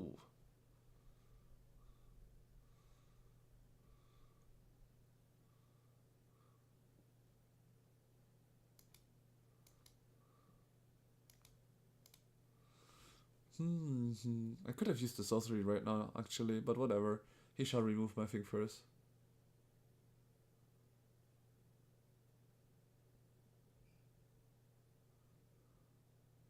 Okay, I might need the artifact things here. Okay. He's gonna hit me for 2, but that's totally fine. Oh, he just passed like that. That's dangerous. You know what, guys? Just gonna go and smack him like this for 2.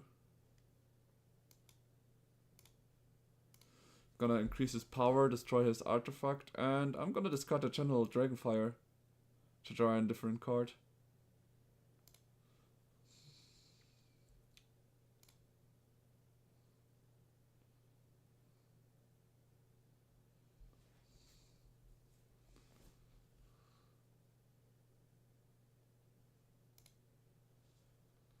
Actually, I could have cast that with Rockface Village. That was a bit of a waste, but it's fine.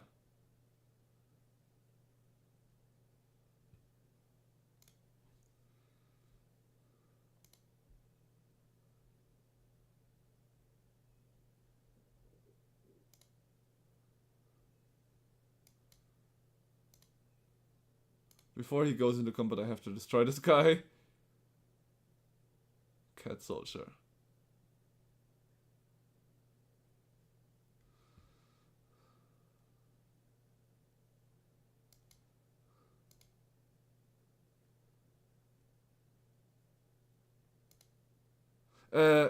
Oh, I should have. Oh, damn.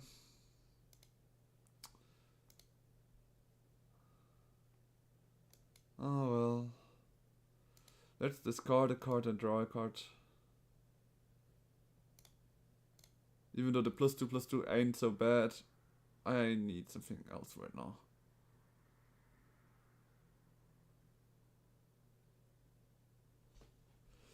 So here I really need to make sure to...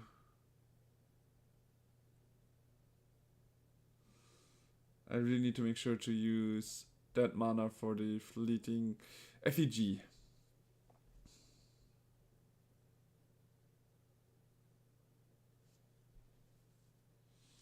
Lifelink. Oh, dang it. This one gives me lifelink? Oof. Kicker 4, so it costs 5 mana. Ha ha ha. 2 and 4 damage. I could burn it down. And I'm gonna do exactly that. Because his cats are dangerous. They're dangerous, they're dangerous.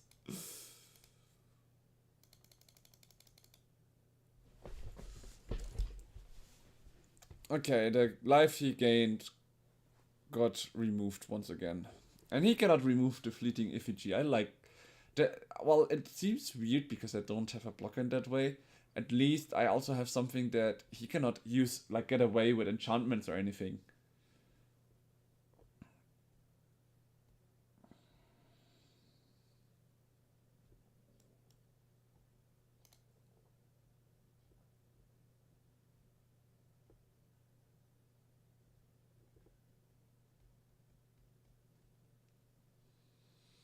Roaming Throne. Oh wow.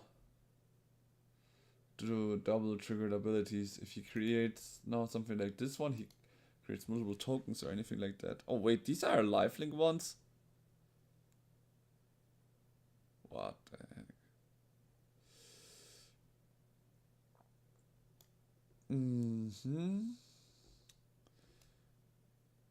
Wait. He has one card in hand. If I wait one turn and like I'm gonna spend this one for red, get this guy out, and I'm gonna try to scare him a bit. Let's see what he does.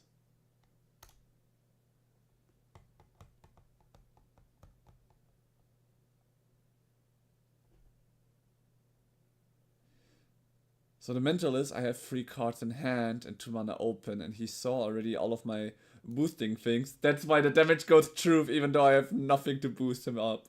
And in his turn, I'm gonna use this as an instant to get 2 cards to exile, and that I can play then in my turn again. And let's see if I can somehow turn it around. Like I can give him double strike, so I need any kind of boosters or effects. Never mind. He just used that one and powered the cats up. I forgot he could power up easily. Mistake from me. Yikes.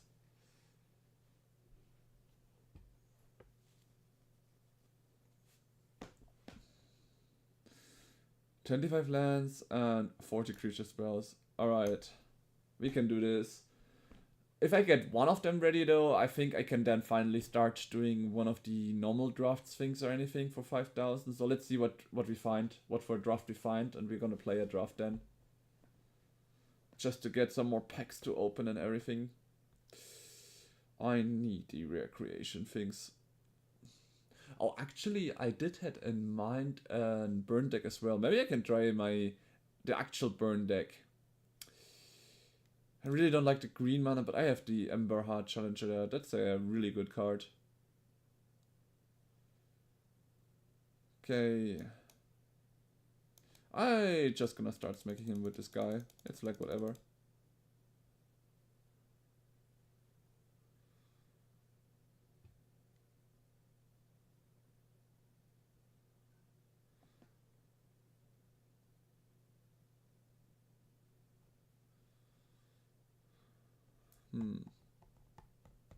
Yeah, I thought so. There it comes with the show off thing.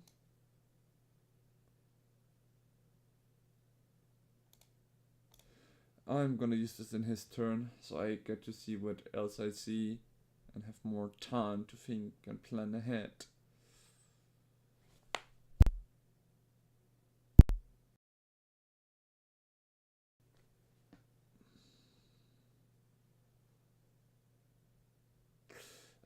Good old chalk. That works.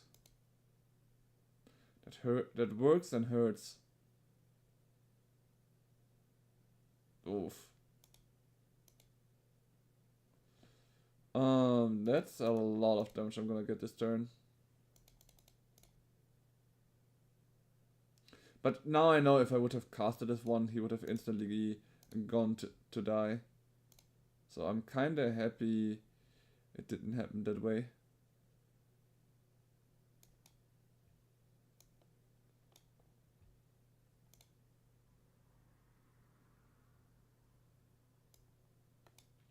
Gonna use this right now to get the slick show off, because that's gonna be the more dangerous one.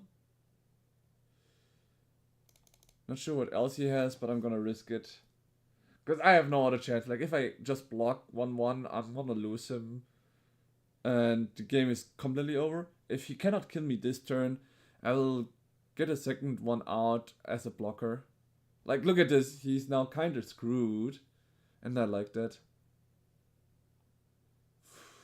Well, okay. 1, 2. I'm gonna get this guy in.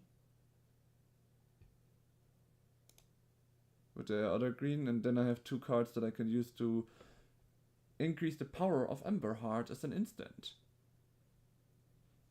Or does now Fire Magic come in?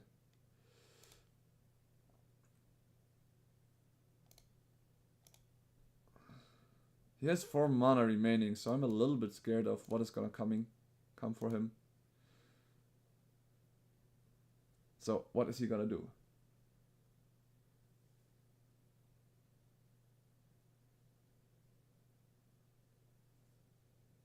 Come on, any other kind of thing. That's a creature.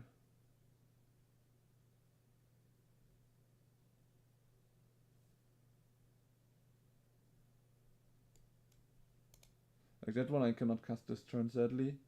But better than that I don't draw it next turn, I guess. Ah, Cold Thunder, what are you thinking about?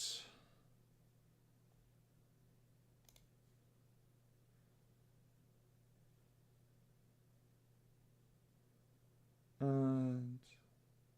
I could have gotten him out to deal 2 more damage, whatever. This is an instant, why am I keeping it? To get this one to free if he wants to do a weird board wipe or anything like that. 5 damage to target creature. That hurts. I did expect him to have something strong, but I didn't expect it to be this strong of a removal. Now he just needs a shock and I'm dead. Or a Screaming Nemesis does the deed as well. Damn. I did misplay it a little bit after all. That's the deficit of these FEGs.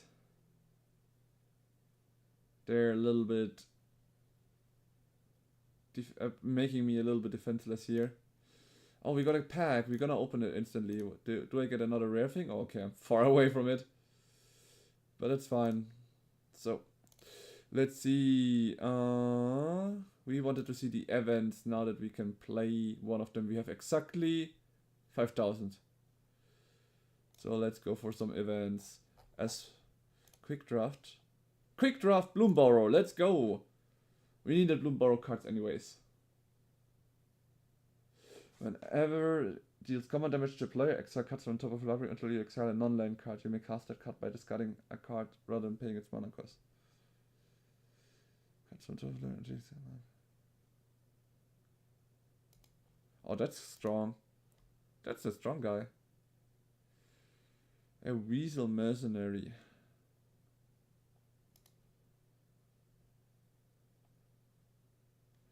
Oh, actually, this one. Wait, I do not have life gaining, but I like his offspring ability. Maybe I will get the dire side later on. Oh, that's strong. 2 mana destroy creature. No, I'm not white. No, you gain or lose life during your turn. And I lost life, so we're 1.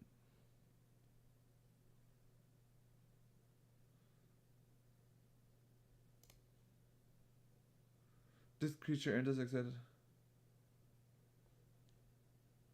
You may cast card by discarding a card rather than paying its mana cost.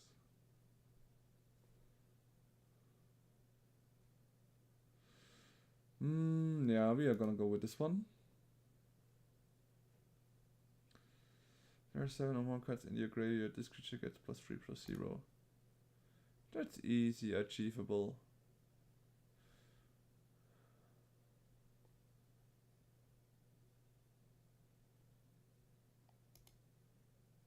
Let's go with this one. The 2/5 maybe will come back. Maybe. As you control top, this creature has +2/+0 and trample. Let's just go for the Starforged Sword.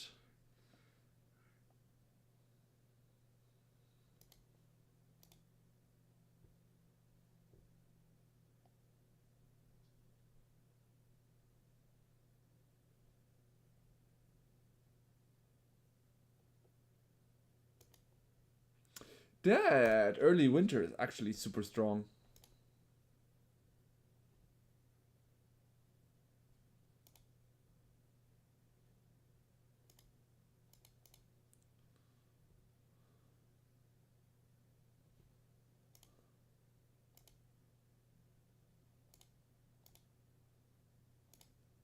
I kind of picked already my call. Oh,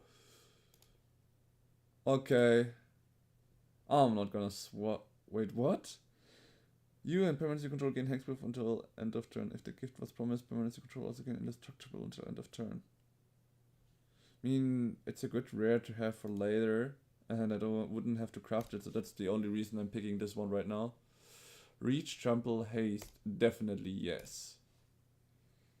Yeah, as said, I'm just trying to accumulate things for this one, so I can play the deck that I actually wanted to play.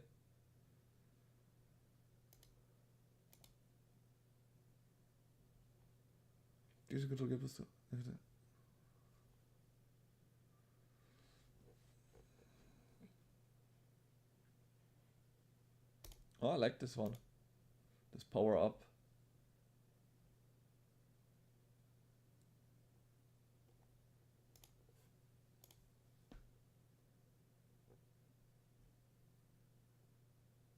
Menace. This game mode where you select a card out of here and put it into your deck. Yeah, exactly. It's a draft one.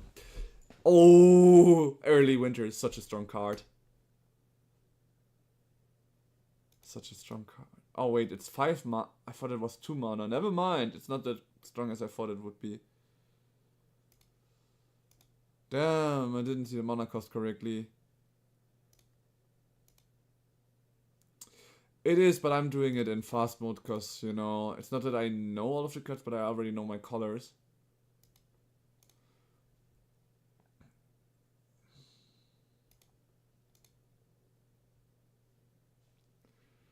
Another frog, rabbit, raccoon, or squirrel control enters for some kind of this creature. My main one is a weasel, so it's not one of these.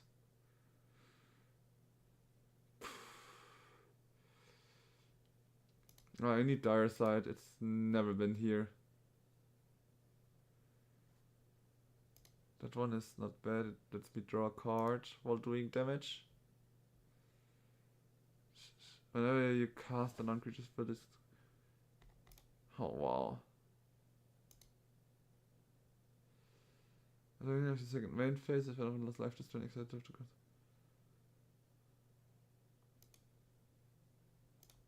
Might of the Meek.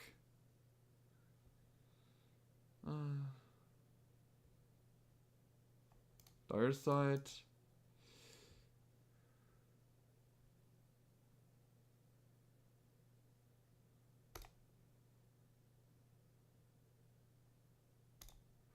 Okay.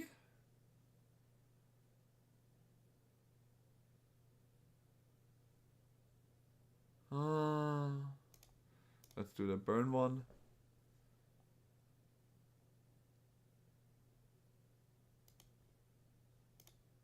Dire Side. Artifact.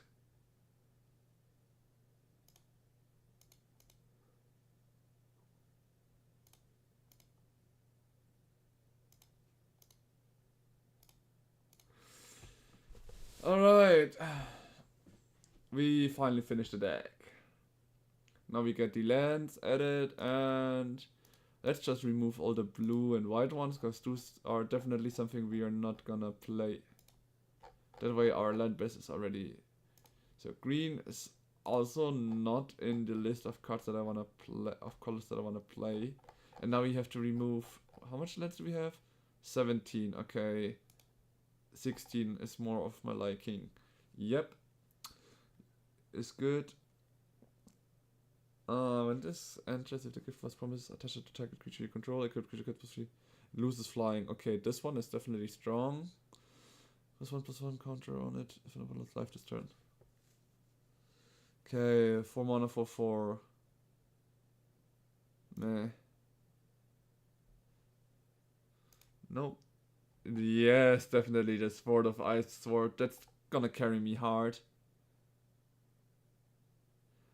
This is so good.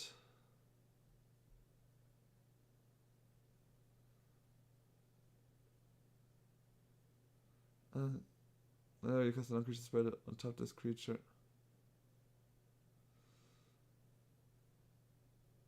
Non-creature spell, this one I don't need. I have Dire Side, that's nice. Don't need.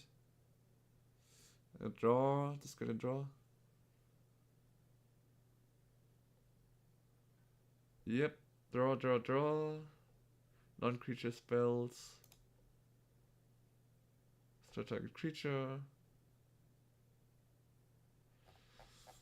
I need to remove some of the higher things one. I have already good removers here. So I don't need that one. Yeah, this is good. I do have some good burns already. I don't need this. Yeah, why am I keeping the low one so I can be going aggro? Oh, my average to 8.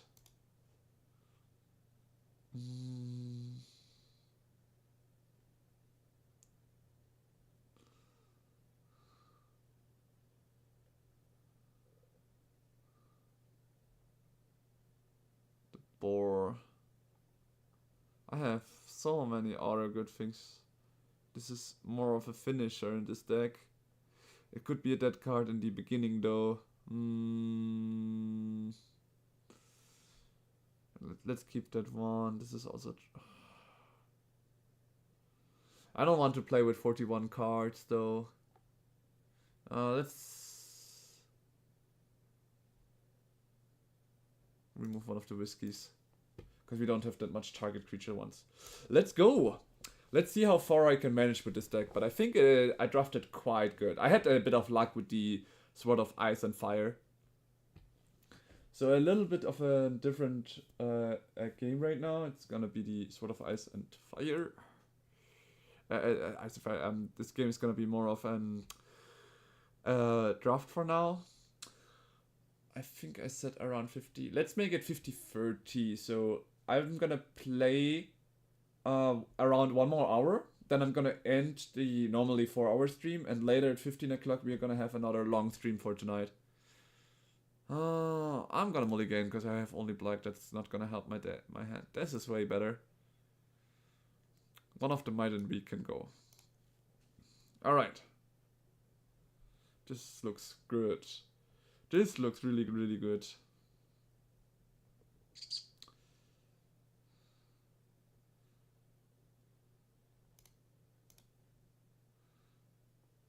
Oh, he can give haste.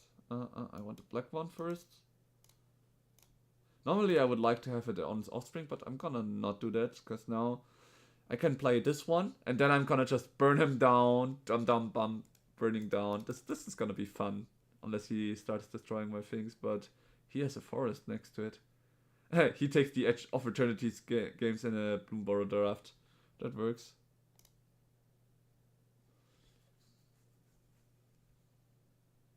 Not bad. Okay.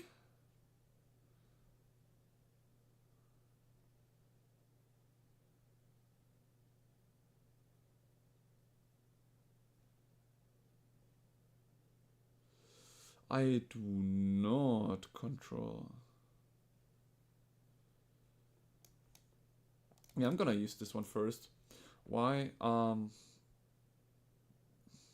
not gonna sacrifice my thing. It is a hard thing to manage right now, but I really want to use to get double value of my next spell. He doesn't have the 4 mana yet. I'm lucky.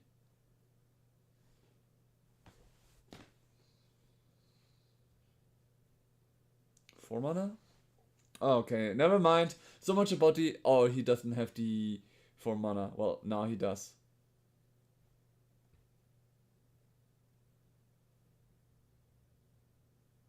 And you expand 4. This creature deals 2 damage to each opponent. Yikes. That seems like it's gonna hurt a lot next turn.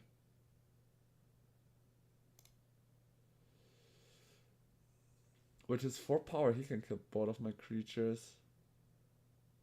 That's 7 damage. I have to take it. Sadly, it's gonna hurt a lot. Yikes.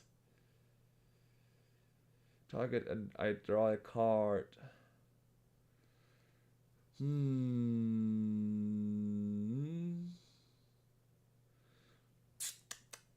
So let's see.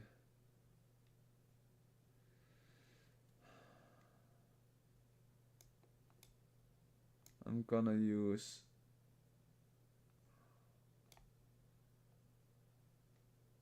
this one to deal 1 damage to him for now. It's 1 damage to any target, and I draw a card.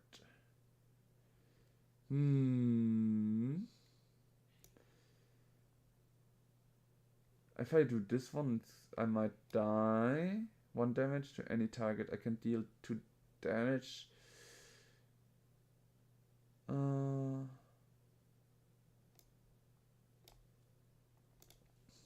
I'm gonna go into attack with this one for now.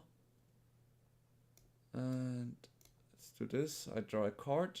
I still have 2 mana open. Oh, well, not the card I was hoping for, but let's end the turn here. I'm not gonna use the sorcery yet. I'm gonna block one of his strongest creatures next turn. Okay, he has a Trampler and Menace one. Might have not been the best one, but it's fine.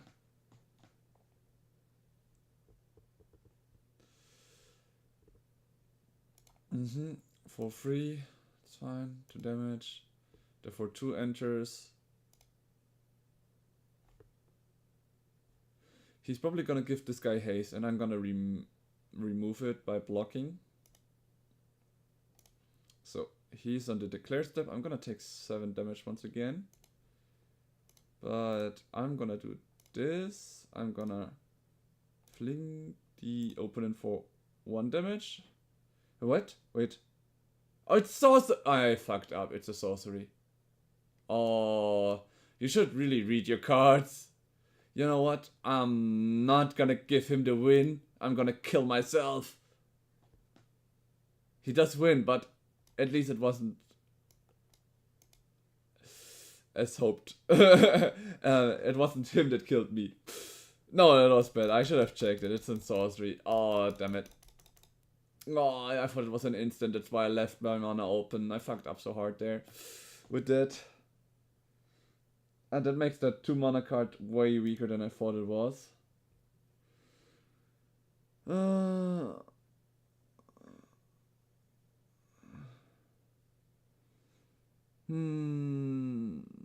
Do I swap anything? Yeah, I want an instant rather than one of these 2 mana things. Let's do this. A little bit of an upgrade, and we still keep going. That was a little bit of an unlucky thing.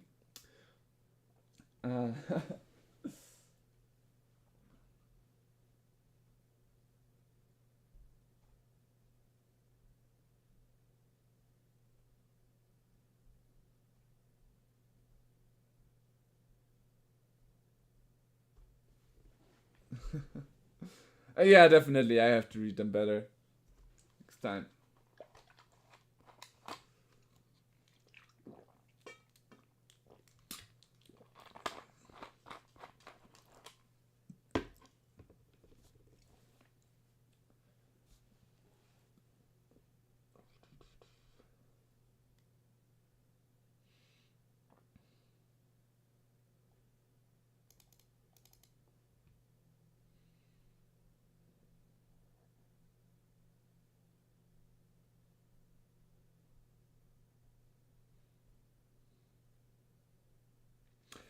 Right, finally, here we are.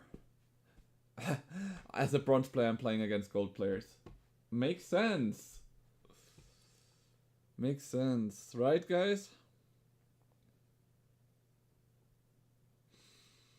That's a very, very slow start. Should I risk it? But on the other side, you know what? No, we keep this. Once I have 4 mana, nice. I will be very, very fine with this one. Look at twice X cards from the top of the library. What was this again? It's an instant. It's an instant. I'm gonna use it in the enemy turn. I could fling him more, but you know what? I don't really care about that right now.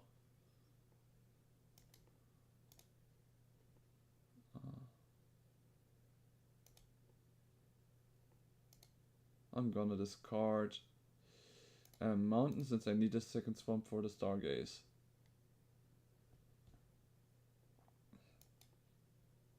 And now I have my own little defender on the field.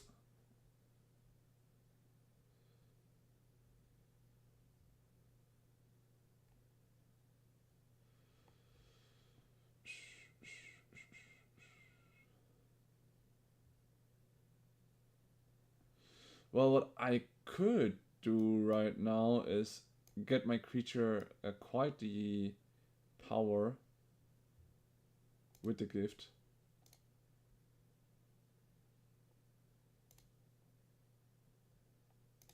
Gonna 1 damage. Since it's a non-creature, it untaps instantly. And we go.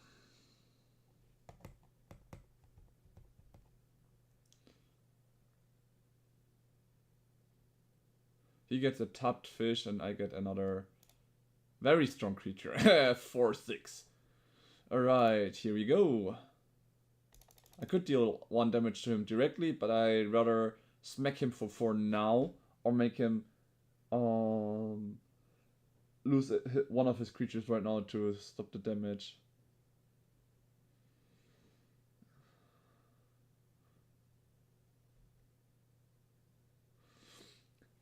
This sorcery is strong though. Like, I look at twice of X card. If I'm doing 2, it means 4 cards, and I can put 2 cards into my hand and lose life.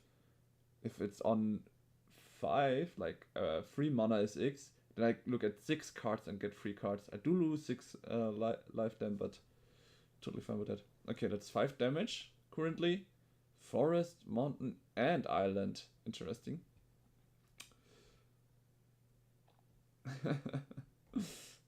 Since when did he start speaking Spanish to her to think? Okay, counters and an untapping thing, so here's a blocker for his next turn, I guess. Maybe I should have left my 4/6 as a blocker this turn to make his attack weaker.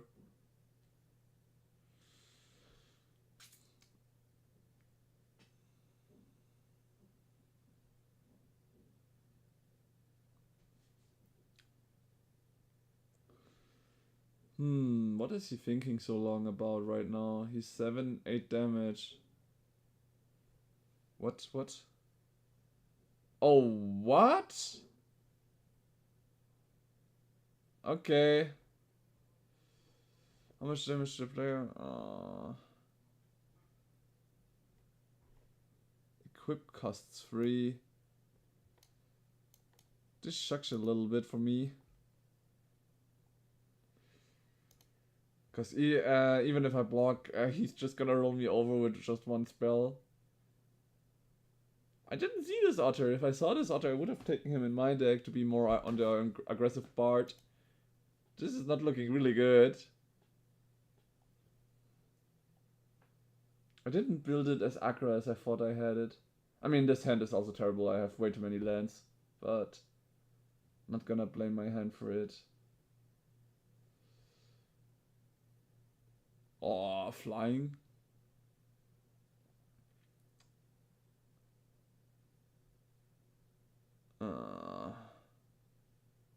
And he's not gonna attack with his 1/1, so I can remove a creature from him.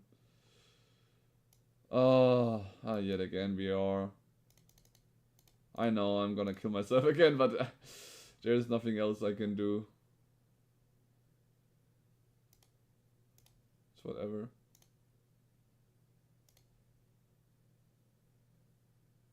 I have no life gaining. The black cards that you can blame it on the matchmaking. They said they were gold, right? Not really, because normally I'm also gold tier. I feel like. I mean, yeah and no. How often does a bronze player even come into this draft? Okay, I need way less life losing cards. This is 3 mana for a lot. Okay. This one costs me a lot. It can turn the game, but right now I lose a lot of life. I need more low mana cards like this one. Oh, but it was one kind discussion.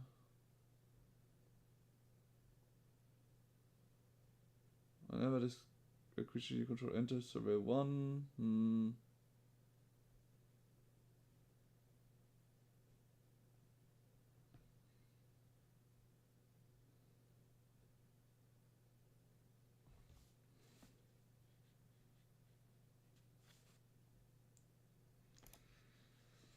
Okay.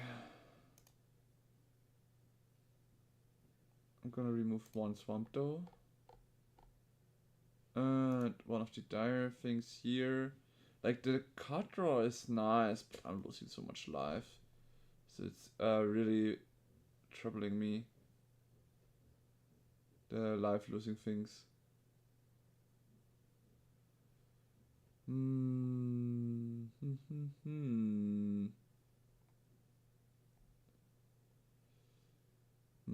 Yeah, come on. Yeah, strong creatures, no, never bad. Alright. Deggy did it. Let's give it a roll. I once had it that I played in a draft, had 2 losses, and all of a sudden was like 1 win from getting every money back. So I really, how to say it, enjoy these comeback stories. So let's get my own comeback story now.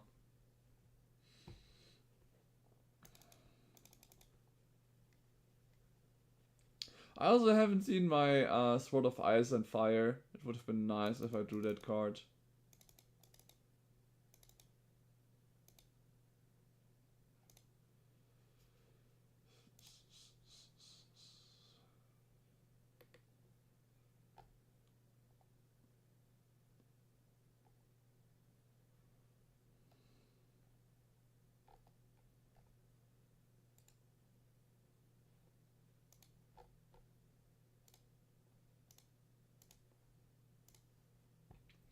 Here we are. I do like this card. Destroy target creature as a sorcery. That's still fine. Fell.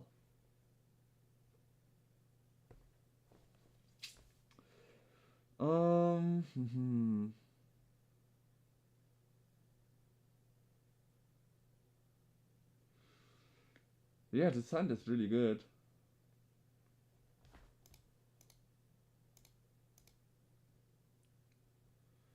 This creature enters but plus 1 counter target creature and you gain 1 life. Not bad. Or not frog, because it's not a bat. Okay. It's a 1/3 though. Not really scared of this one. Yet. Wait. Here, this is the one I wanted to use first.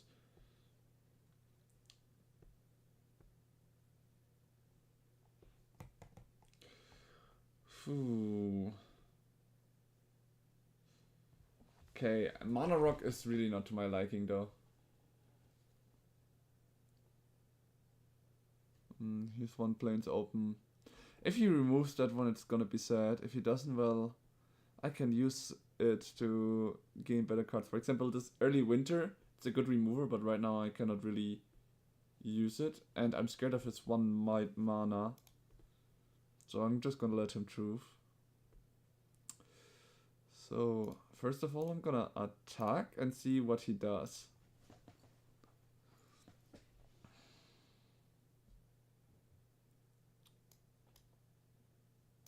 I'm gonna give him a tapped fish. And I like the other, so I'm just gonna discard my remover asset. Wait, what? Ah, this is the other discard ability, true. What do I discard? Starforge. Just had a little bit here. It's fine. For one, I removed one of his creatures. That's very nice. I didn't draw any lands with this free drawing. But now I should... Oh my god. I'm not drawing a single land. This is a little bit frustrating.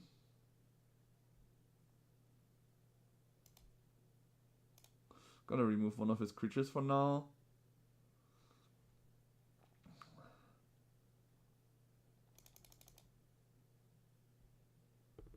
I need my third land now. Maybe I shouldn't have removed the land after all. But before I got so floated, so I really wanted to remove it.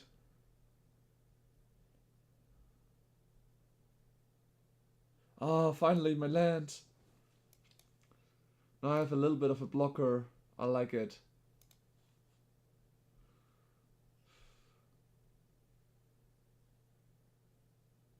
Okay, he used 4 mana. He gets a 4/3 with trample. If I smash these two onto him, he's gonna lose it though.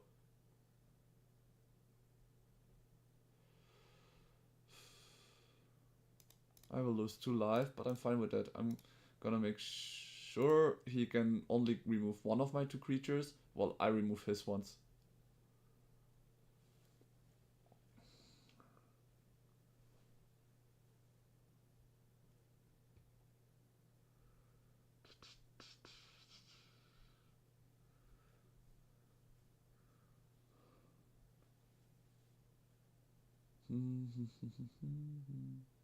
Okay, he removed my 2/2 guy. 4 mana! I can work with 4 mana. Not really. Yeah. Think I'm just gonna get my 3/3 out for now, right? Is that the play? Yeah, it is. The better play.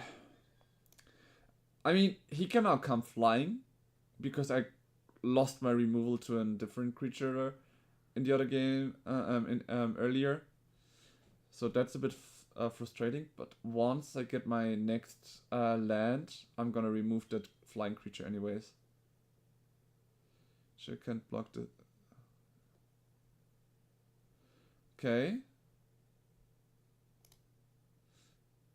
I will remove the fish for now, because he has an open hand, so... Yeah, perfect. Exile target creature.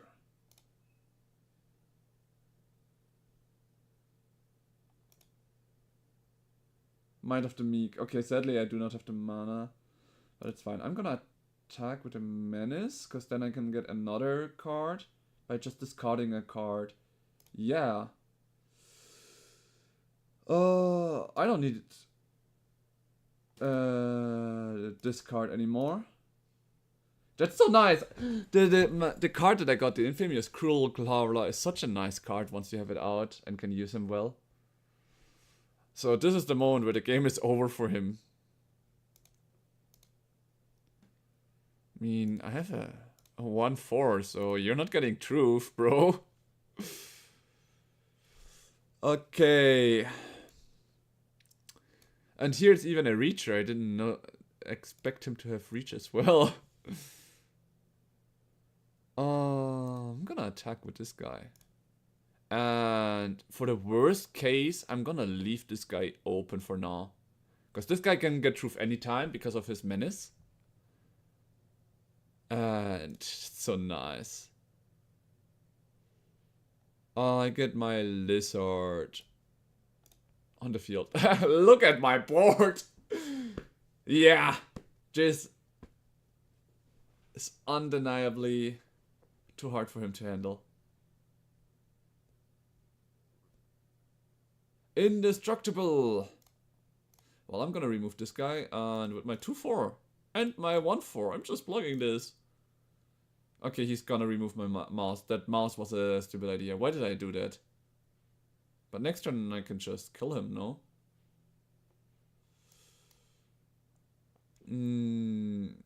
Two, 1 damage and I draw a card. I should do that first. Here's no mana open. Yep.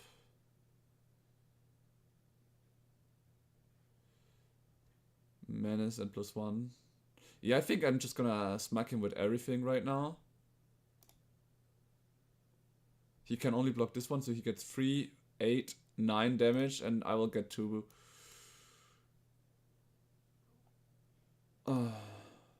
This and... I should have actually given it to him, but whatever. Here, first strike.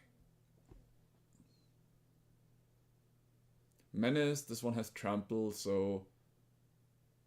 Even if he blocks with this creature and would have gotten another power up, it wouldn't help him. The game is over. First win, guys, in the draft. Holy. It took me a bit to get here, though. Okay, where's the exile creature card? I think I need the removers. Well, I actually think I need this one again, and this one is fine. Yeah, 41. I actually have it in, so it's fine. For free, good blocker.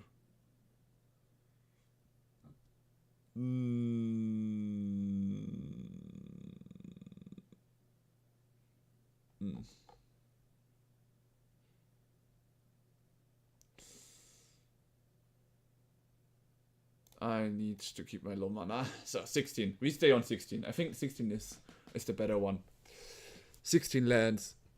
While floated can be unlucky, I'd rather have a higher chance of lands, because right now, if the land just came a tick later, I would have died. That was such a close one.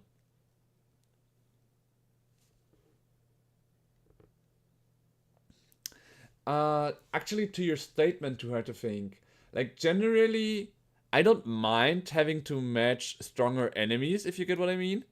But I would prefer that you also get more rewards. Because that way I wouldn't feel that bad.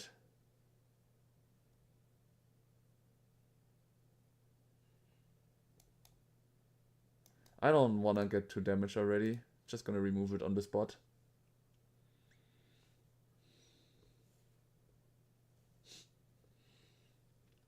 And that's the one thing that this didn't had, so that's why I kinda didn't like it.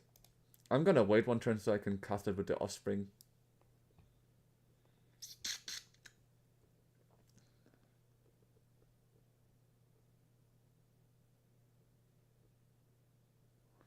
Oh, I really like it. And he destroys it instantly, of course. I thought so.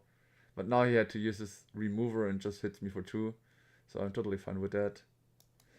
The first time I can finally play my really cool artifact, it instantly gets destroyed. Who would have thought that, right? Next turn, he's gonna... Oh yeah. Playful Shove against Offspring. Not a bad idea. Next turn I'm gonna come with the board though, so get ready. Oh, flying. Annoying.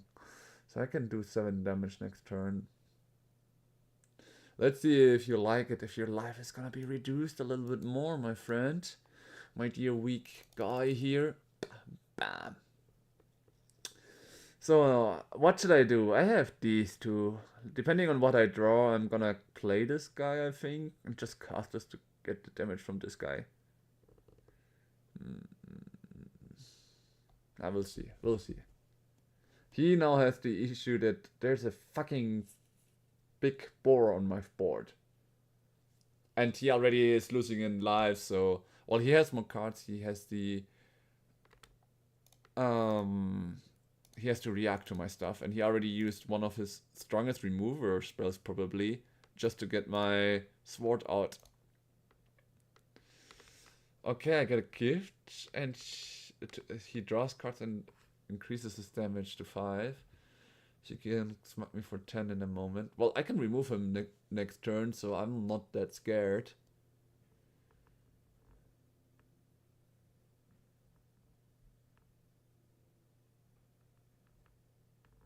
It's funny that the black card Early Winter could even kill the red creatures that look like they are very strong in life gaining and all. It doesn't give that thing. So 6 mana I have.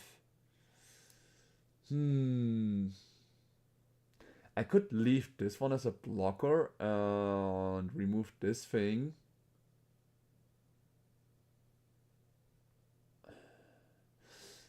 The thing is, once this guy is removed, and he's probably gonna get any kind of remover spell, I will have no answer to the flyer. Well, for now, I can also just cast my instance and get rid of his things. I think I will just do that. Now I don't need to keep this one as a defender. I can just keep the fish as a oh no, I cannot attack with this guy once as he has a first striker guy on the field.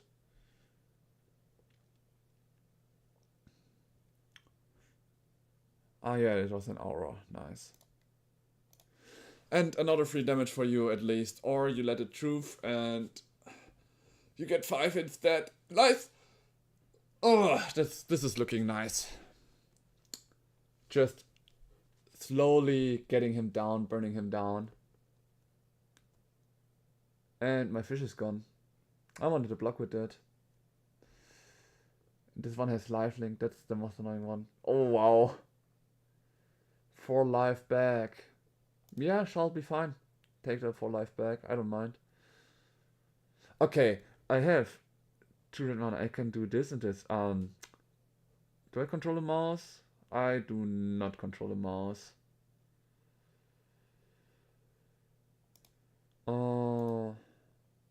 And red for this one.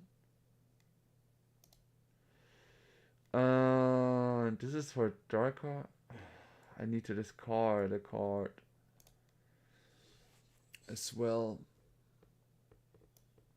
Maybe I will have some luck and just draw the red land so I can instantly cast that spell. But then again, I do not have any card to discard.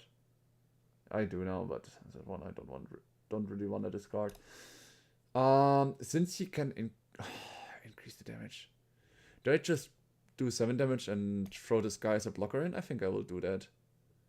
It's now a high risk. If he has like a remover and a power up that gives him lets him go up to 6, then I'm done. But apparently not yet. But he's drawing. Yeah, the Might of the Meek is such a strong card. Even I think it might even be used in standard if you have somewhat of a mouse deck. Okay, he increased it to 4 with first strike. I still have 3 toughness. He doesn't. If he doesn't have now a remover and a damage buff, he doesn't win. So he will have to block with it, or at least get life. Ooh, 6 damage. It's getting close. 2 mana to remove my thing. He doesn't. I win! Yet again.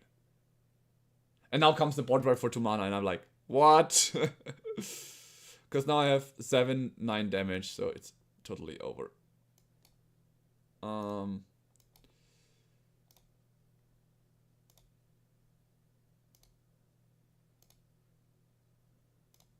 And I just draw 2 new cards. I deal 1 damage by casting this.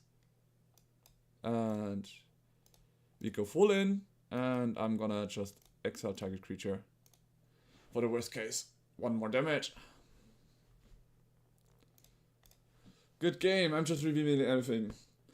Yeah, close one again though, close one again. The lifelinker did hold him up. Like, that uncommon was a very strong one. Sometimes uncommons might be even stronger than rares, honestly. So, 100 and we get How much? 200 games so far. I really want to be 850 or 950. If I get to one of these, I might do another world draft or something. Maybe not today, but in the coming week, since I'm not gonna reach diamond in the next days. Okay, here we are against the silver player. Oh, this is such a strong hand. I'm gonna keep this. Why is it a strong hand? I can already start with a blocker and a draw card thing. Instant, it lets me draw a card.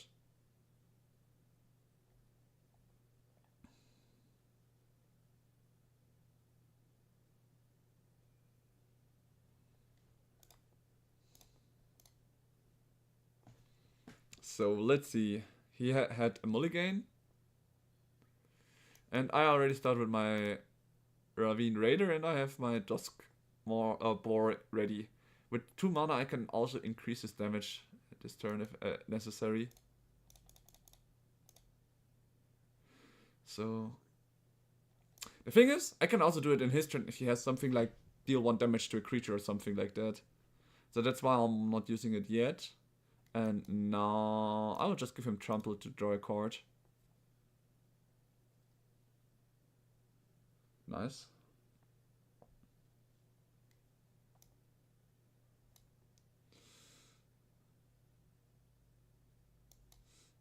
I mean, as he's playing white-black, I'm not really too scared that he has something like a damage spell. If he had red, I wouldn't use this now. I would have saved some mana, but right now, I could have done 2 damage to him right now. But I rather just keep doing 1 damage and have more creatures on the field where he says, oh, maybe I should start removing this one or something like that. So let's see what he does. A flyer. A very, very annoying flyer.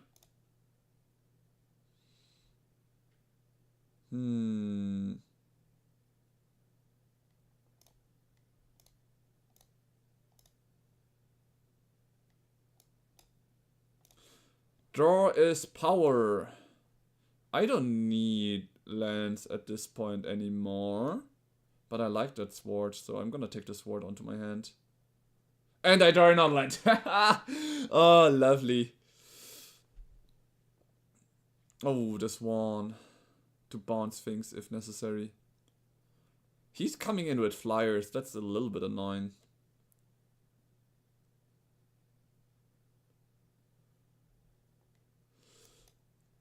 Well, do I remove his 3/3 guy? Well, for now, first of all, I'm gonna attack with this guy and see what he does. As he has menace, he needs 2 creatures to block with it, and I can boost it to a 3/3 right now, which means I could even remove his swan if he blocks with swan and this creature, for example.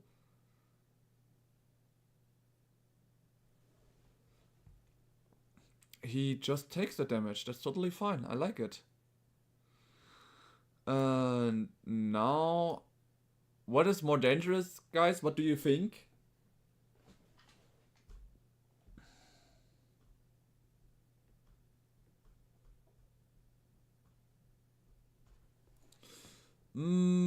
Probably, since he can also boost his things. So I would also generally go for the Vigilance, because he can just not attack with the Vigilance guy. So yeah, exile target creature. It's the Vigilance guy. I exile.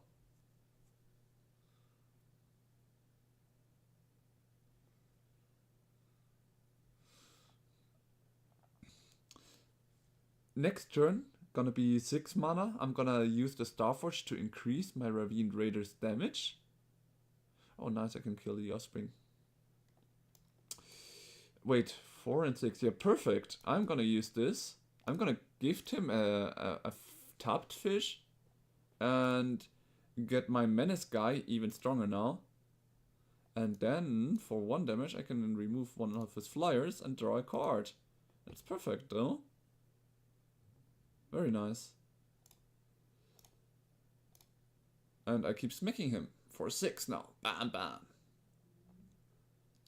And next turn I will have my Trample Haste, so I will have 9, 11 damage. So if he doesn't keep any blockers up, unlucky. Too hard to think. If he doesn't have anything ready, then next turn is gonna hurt him a lot. Oh, he returns a creature. He's not gonna give the card though. He's even attacking with the fish. What is this guy doing? I have 9 damage on my board. He has 6 damage in the air though.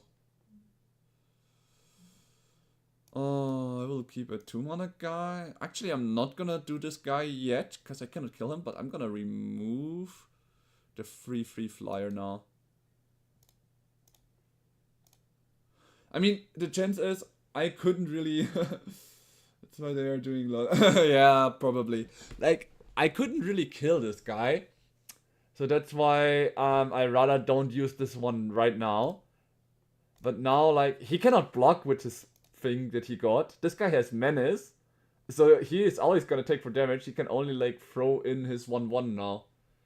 Oh, okay, okay. Not bad, not bad. That was a good play from him. I actually didn't expect it. He so long didn't use anything, and now he finally had that card. A good thing I didn't went all out, else I would have lost here. That was a good call from him. Two cards remaining in his hand. Hello and welcome to our stream, Some Farquaad. Good to see a new face.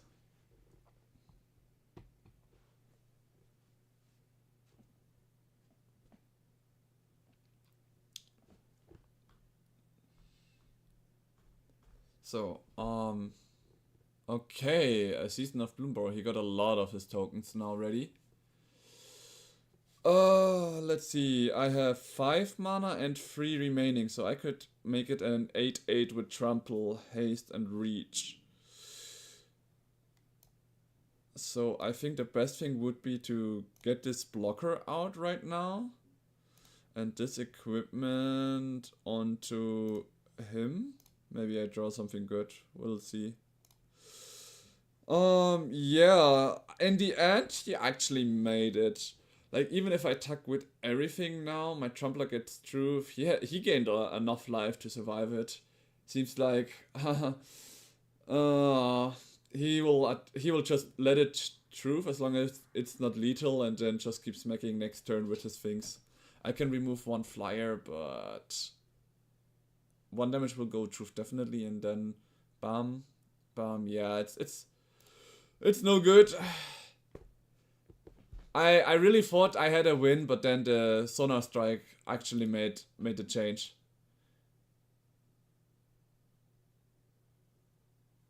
Sonar Strike with a bat even.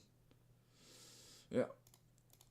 Here I thought he was losing because of how he had it, but I was wrong. Like, I didn't have the damage to kill him, and he even gained life. He played it perfectly. He played it good, and he comes with 4 flying even. So I can't really do shit. Unlucky. Yeah, it's just destroyed. It's whatever. GG. Alright, only 2 wins from this draft, but it's fine. At least we got some wins on this draft. Alright. Sad, I couldn't really use my sword even once. Like, I drafted Sword of Fire and Ice. Was a little bit unlucky, but it's fine. We claimed the coins and the booster. So let's open the boosters now. Maybe we can get some rare wild cards in here. Like, I'm right now saving some rare wild cards to finish a standard deck and then go rank up the how's it called? The ladder, but I'm still missing a lot of rare and mythic cards to build a deck. So maybe that's why I played this draft right now. But wait, that was the wrong thing. Here, the play button to the events. Maybe I can use some of my gems for another draft. Alright. Which draft do you guys want to see? So, should we do an Edge of Eternities draft? Should we do a Final Fantasy draft? Or should we do another Bloomburrow? No, Bloomburrow not again. I'm not so I'm not into Bloomburrow anymore right now after that loss. So EOE would be a best of 3 for 1500. I'm fine with that. I take any votes, guys. Edge of Eternities or Final Fantasy draft? What do you guys want to see?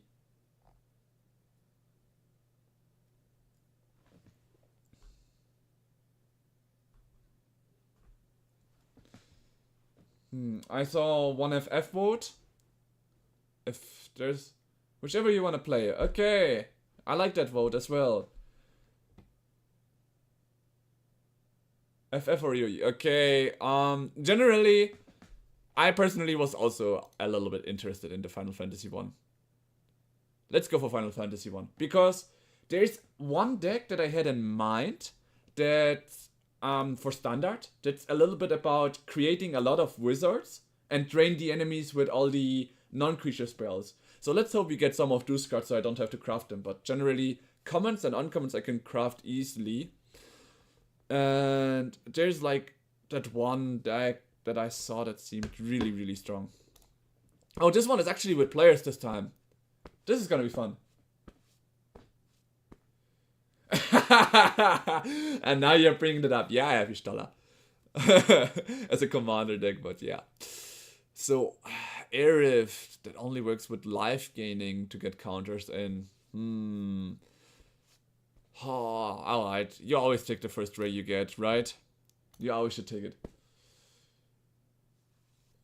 There's Cleric one in, that heals you. We'll see. Ah, no. There is not.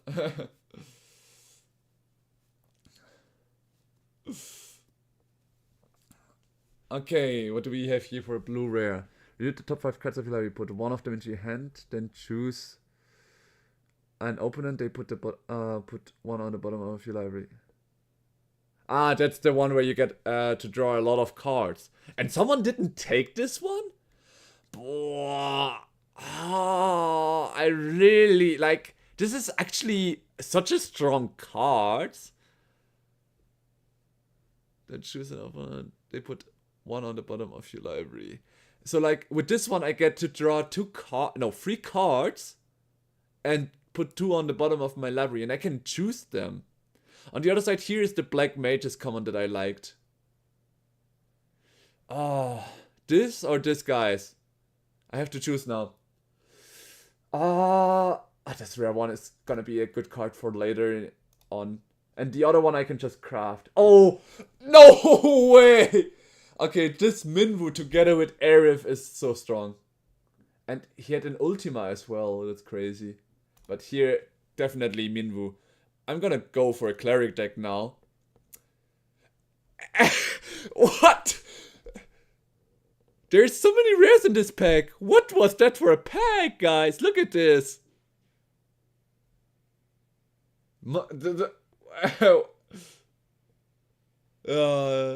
I'm gonna take the Dark of Eternity. Holy.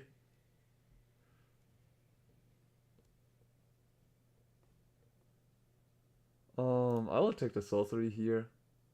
Or do I take the Blitzball to get more mana? I already have a lot of legendaries. No, I take the sorceries. Uncommons are more important right now because they are gone later on. 2 mana and opponent discards a card. It's a night addition to its other types. Or I take the white-black one. I take the white-black one. Like, why do I take this land? It's gonna be gone, and since I'm right now really committing into white-black, like the memory of returning, maybe not. Right now, maybe not. But this one is white-black, that's what I'm going for. So taking a land that helps with later on with your color and everything will be very useful. Turn 2 target creature cards from your area to your hand. It's an instant. Or, what do we have here? Gets +1/+1. Equipment, then return to the battlefield. Control this turn. Oh, this can be very offensive if I pay 7 mana. And for 1 mana, it's an equipment that I can equip for 1. I will take the equipment here. This one is not so bad. It's a common though. And I really like the uncommon. Control and number of equipment to control the target creature. Seems like this one. What do we have here for 7 mana? Vigilance, Reach, Trample. Or the Mana Rock. It's not a question of an protection or a Mana Rock. Yeah, I would also go for Slash.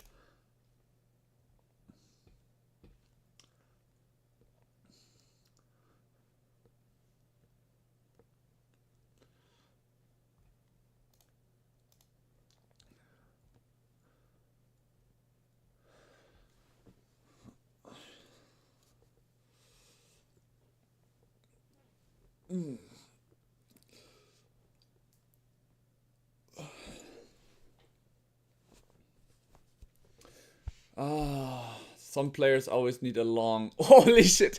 Look at how many draft boosters are stuck on this guy. I honestly, right now, regret not going to the restroom before I started this draft. Because seeing how we are still on the first pack and someone is like hosting all those packs. Like, I mean, I had them once as well, but I was very quick to choose, I think. Alright. And here we have the white-blue one. I can still... No, I have to go white. I have to go white. But I can get blue in as well. Since I could get some mana rocks or anything. And those isolate 2 at the beginning of your end step. If you pay 7 mana and exile 8 cards from your graveyard, if you do, you transform her. And transform, you take an extra turn. Huh. I mean, I like this one. The dwarf isn't bad, but... I mean, it's a rare that I can use in a different deck, and it's the best card here, actually, so yeah. I'm taking it for a sideboard for what... Who knows, maybe I get some very crazy green or blue cards that I can still pivot around. I don't think so, but there might be a chance. And if not, well, I can also go 3 mana just for her. She's not an early card anyways. She would be a very good game changer in a 2-player one, like... I need a lot of mana. Wait, I have Dark Ritual. I have a lot of mana. This, like, what is this? How do I get a Dark Ritual? Like, how? This one pack where there were... Wait. It's not legal in Historic and Traditional Historic. But I can use it in this draft, right? Like, if I cannot use this Dark of Eternity now in this draft, it would be very... mean. But I mean, there's also some cards like Brainstorm. Why is there Brainstorm here? Bro, I have blue in as well. I need a Brainstorm. Brainstorm is so strong. If you find fixing the memories returning is night. Yeah, that or the global one. No, I need the blue one right now. So right now I'm taking some blue cards, even though they might not be that useful. Like, I'm not gonna go for green mana rocks, but if I find something like the colorless 3 mana artifact, I can get those. This artifact, choose 1, return target creature with mana value 4 less from the graveyard to the battlefield. Oh wow. So no one is picking white, I feel like, because I got so strong white cards. This one, I got the Arif and the Minwu, so... So this is like, hell. Oh, and another blue card. I see. It seems like no one is going for white, blue, and anything. A ninja. It deals damage to a player. Reveal the top card of your library and put that card into your hand. Each man. Oh, okay. That's some good drainer. We have no white, green. We are not gonna go. So since we are already kind of committing into 3 colors, I feel like the Yuffie or Yuriko is kind of the play here. Yeah, white mage stuff would be nice, but I don't have one. I think I'm gonna go with Yuffie here. So... Oh! The Darkness Crystal! Guys, do I even have to check the other cards with the Darkness Crystal in front of me? No, right? It is a card that gives me life. Together with Minwu and Airi, it's over. I need to get Blitzball later on though, like I really need mana fixing right now. You may sacrifice an artifact or creature if you do draw 2 cards. 3 mana. Or a sorcery, create 2 black horror if the spell was cut from graveyard. Instead create X of those tokens. Where X is the number of creature cards in your graveyard. So here there's no blitzball. Here are the black walls. This is like the cast a non-creature spell. Like these are like the mages one, but I sadly did not get them. It might be better for the land. It can be also a drop later on. I think I'm going for the land. Yeah, I'm getting so many rares. This is crazy.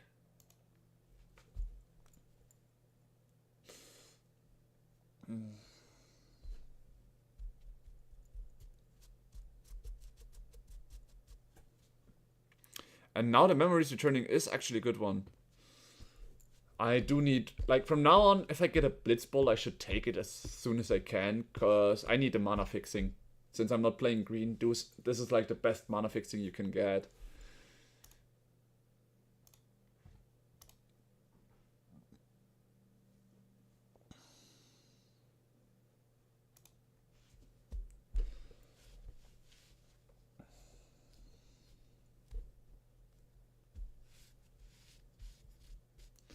But yeah, Dark Ritual is so strong.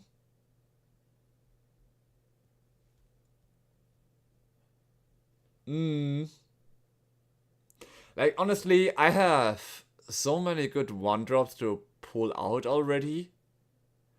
And 2-drops. So I do need to keep low cards, but I need cards to draw.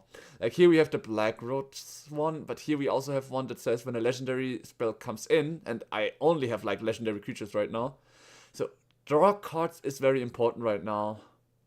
I need the Venat here. On the other side, it seems like no one is drafting. Oh no, this is also again a fully rare card slot. Or I'm missing something at least. Whatever. I'm gonna take the Venat here. Drawing cards is very strong. So here is no Blitzball, sadly. Spend this only to cast an artifact spell or activate ability of an artifact source. Like here's a little bit of mana fixing, but it's colorless. No, not mana fixing, but a mana rock. I think I will go for the drawing creature here. Oh wait, no, the Vincent's Limit Break is better. A little bit of a combat trick. So, all the creatures get power. Let's choose one. Let's try a creature that was dealt damage this turn, except to 2 target cards from a single graveyard. This one has no flash, so it's not that strong. I think the Summon Chocomog is actually the better card here. Like, taking... Oh, wait.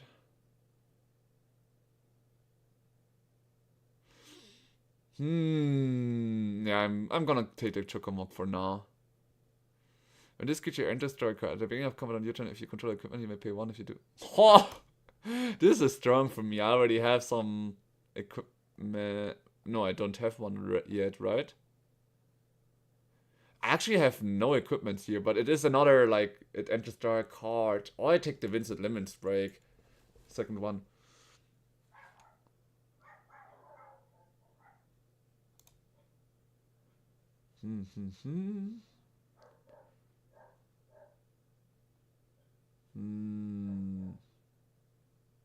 Not a mock, I guess. No, the green-white land was not really that interesting. Like, I saw them. Ah, you mean the colorless, the mana fixing land, probably, right? Maybe I should have. Oh my god, the Sarah came all the back way to me. Because each Shinkos, the first, at the beginning of combat on your turn, if you control 2 or more other legendary creatures, you may transform Farah. No, I cannot go for green as well. I just can't, guys. I think I'm going for this artifact. I can't go for this. Oh, I didn't see that. Damn, sorry. If you see again that I missed something that important, please tell me. Do I have artifacts already? I only have 1 so far, I think. No, I have some. I have artifacts, actually. And I already have 2 Vincent's Limit Break. So I don't need a 3rd one. Sorry, I should have should have checked. Thank you for pointing it out. I'm counting on you to point it out again. I just dropped a Vincent and here I have it again. Like, this is a good finisher, but I don't need 2 of these, so I think I'm gonna take the third Vincent.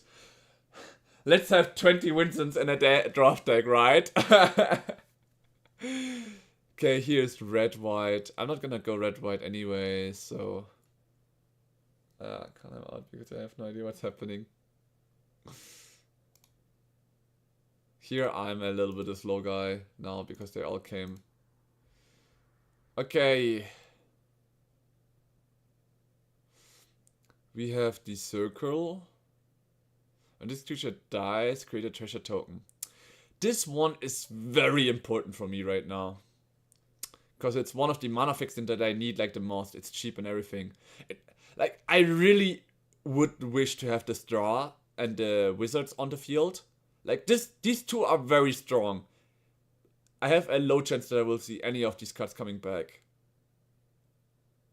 What should I go for? The red is too good, right? In my condition, I want to go 3 colors. The red is too good, right? I agree, because it's cheaper. Oh, and here we have another artifact. Equipped creature gets +2, and each artifact you control is an artificer in addition to its other type.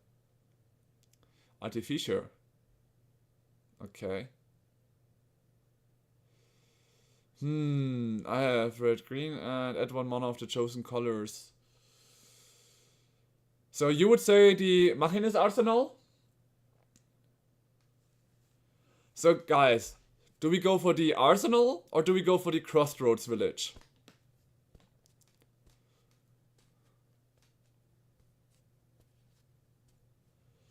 You say you don't know. I will go for this one. It's another artifact. I'm kind of going into a little bit of artifact right now. It's the Namazu. I need mana fixing. This one gives me mana fixing. This one gives me more mana, but I need mana fixing, right? Yeah, mana fixing. And sacrifice another artifact or creature? No. Landfall doesn't help. A land that enters and I gain 2 life. Or... artifact creatures and heroes you control get +1/+1 for each artificer you control and artificer cards in your graveyard. And I can cycle him. So it's either Sit or the Adventures Inn.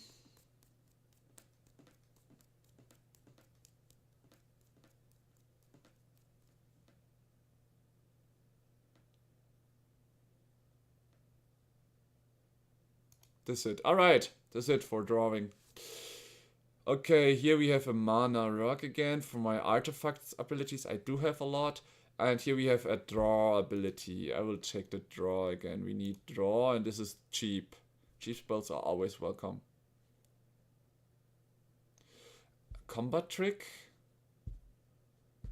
Exile the shuffle all non-land cards from your graveyard into your library. You gain life equal to the number of cards. A life gaining thing for 1 mana. It's already nice. This dice create a treasure token.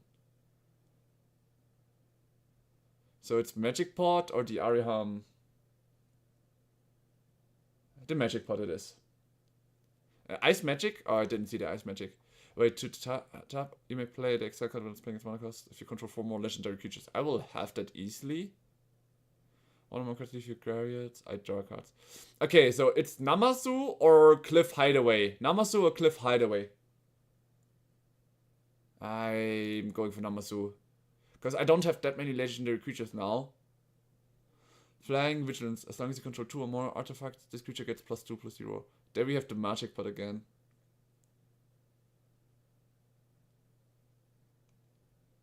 The Magic Pot. Now we have the mana fixing done. Very nice. This deals damage to any target. An artifact that deals the damage. Okay, I don't need more Namazu. I already got it.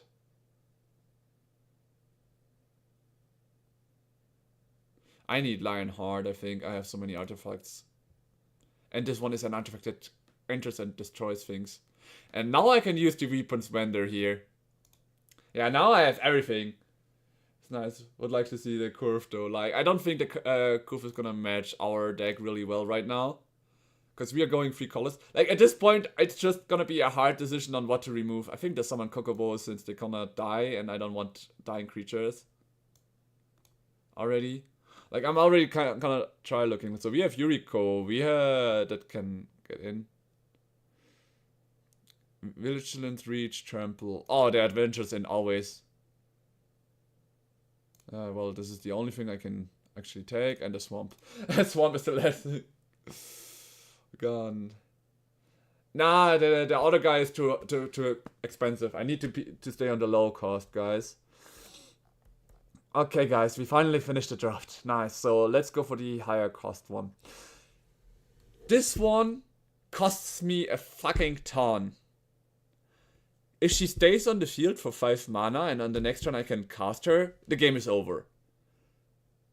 So, on the other side, what do I have here? I had this one crystal with 7 mana, prevent all the damage that will be dealt to creatures you control. This one would be good for offensive.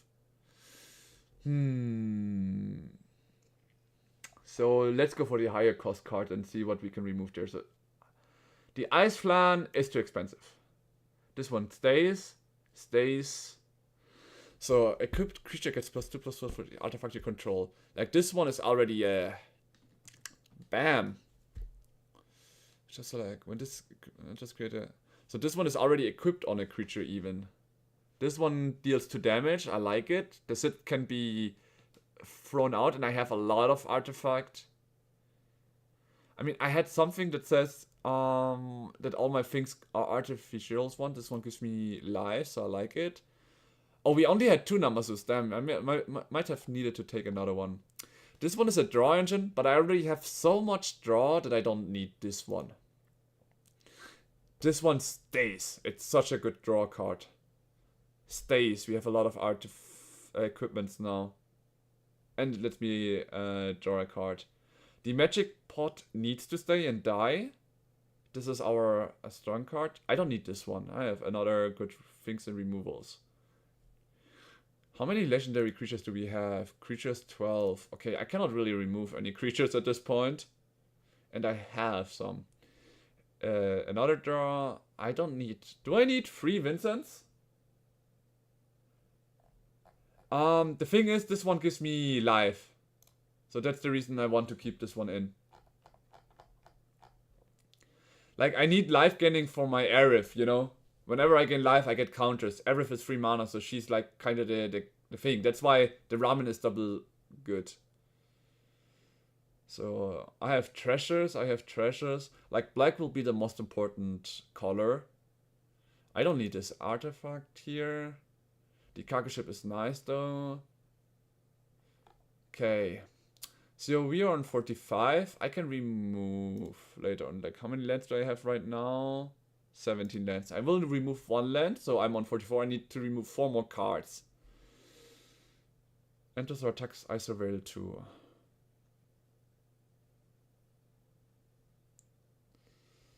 The Lionheart, the Sid, the Darkness Crystal.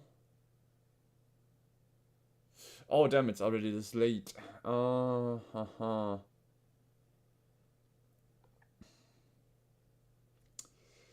I'm gonna finish the deck. I wish I could do a game, but I actually had something else planned in the afternoon today, so I'm gonna come online afternoon. So I'm gonna go for like midday break after this one, and I'm gonna stop the stream because there will be a new title for this afternoon stream. And if you guys want, I can like not do any draft until I'm on stream again. So I'm gonna do the next draft probably coming week. I think the next schedule would be Tuesday. I'm gonna be online on Tuesday in the evening. For me, evening, Germany time. So you just have to check the schedule, and if you're interested, feel free to join in. Or I could leave this draft for next week if you guys want to.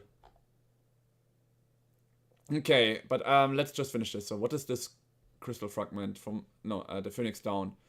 2, exile this artifact, choose 1, return target creature card to the field. Or, okay, since I can get a lot of cards in the graveyard, this card is gonna be a key. This one is also cool. This one is a no-go, like I cannot leave it out. That's where I activate abilities of an artifact soul.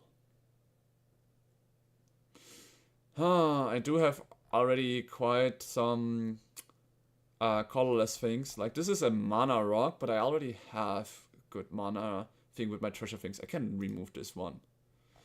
I do not want to increase my mana value too much, so I need to remove some of the higher value ones. This is such a hard one. Okay, this one is a 2 mana card, so we are actually a little bit lower maybe. Weapons vendor.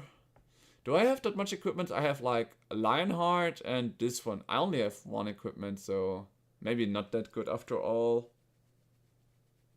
It does let me draw a card when it enters, but I have so much other things. I think I will remove the vendor here. Okay, 2 more cards, guys.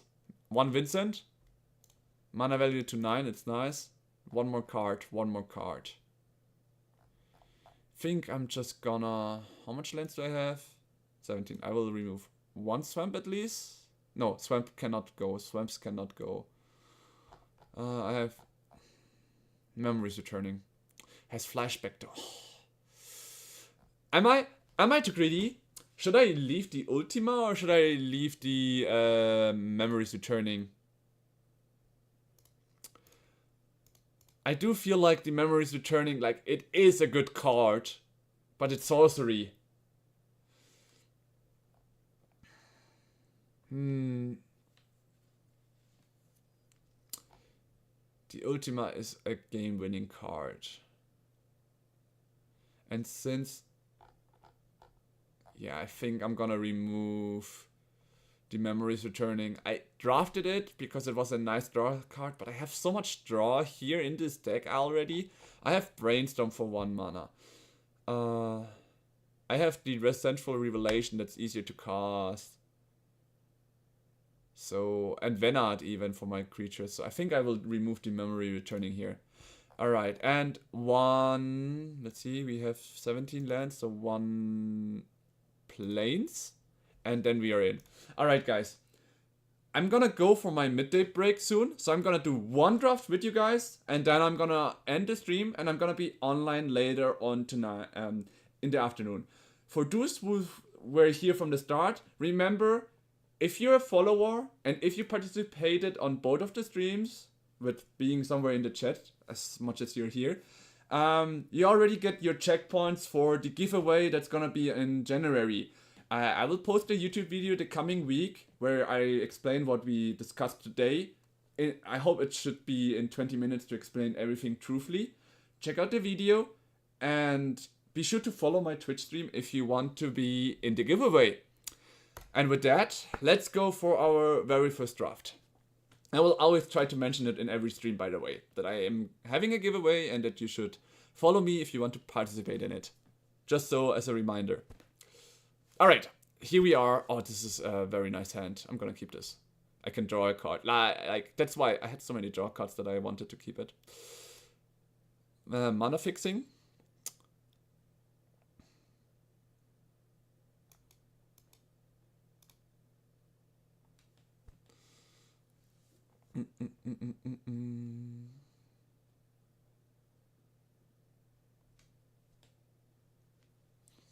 A menace one. I don't like menace creatures. First of all, I'm gonna smack him for 2. Let's see what he does. Come on, block it! Okay, he doesn't want to block my red. I'm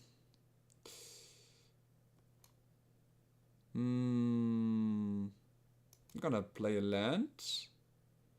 And I think I'm gonna draw 2 cards and maybe get the Phoenix thing onto the field now. Put 1 of them into your hand and the rest into your graveyard. I can return this... Wait a second. What does it say? With mana value 4 or less. Oh, I cannot return Minwu. That's sad. The Lionheart would remove his creature. So I'm thinking really hard if I might want to get the Lionheart. I mean, my Minwu is gone. Or should I go for Minwu and try to get lands to get him fast onto the field? What is your idea, guys? Minwu or Lionheart? Remover or strong creature? I have this guy, and with the next mana I can get this one in. I did get some reanimates. Like, for example, here I have a Phoenix down, but I don't have that many reanimates. I don't think I have many reanimates. So you think Minwu would be the better choice? Mana for the creature. Not yet, but I can get it. Like, I have this creature that dies and this one. I think I should go for it. I have the Dark Ritual one, yeah. And I have right now the colors to play him if I want to. I think I will do it. I think I will get Minwu. And we get this card out.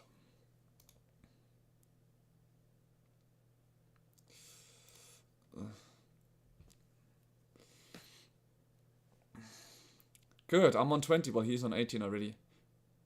Top card of the player's library, you must... Wait, what did he exile? A land? God dang it. Okay. Come on. Block my rat. You want it. I know it. Yes, nice.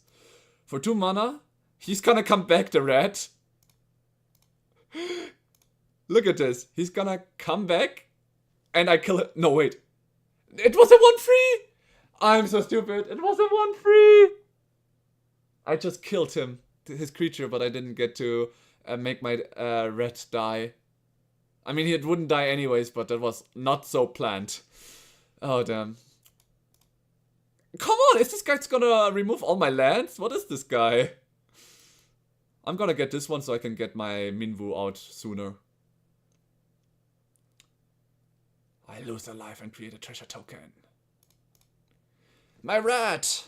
I want another treasure. Sad. Ah, I can get the Lionheart back though. I might need to do that. He's getting all my lands. Like, what is this? Whenever he deals combat damage, exile the top card of the player. You may sacrifice. He's exiling all my lands. Actually, he's helping me. Oh, no way.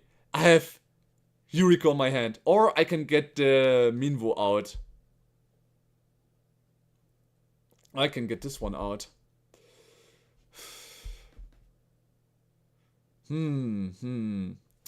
Locking in.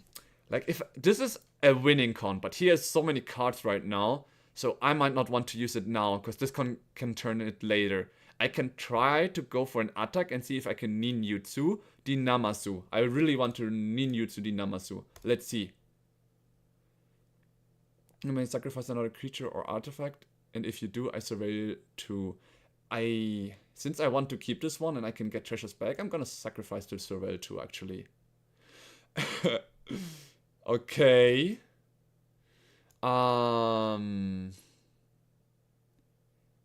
I'm gonna get a swamp into the graveyard. Why? No, actually I'm gonna survival 2 because if he lets both truth, I want to ninjutsu. Yeah, probably, but I want, like, you're right, but I need the ninjutsu mana, you see? If he doesn't block my Namasu, I can ninjutsu it in, so I need the ninjutsu trigger in a way active. That's what I wanted.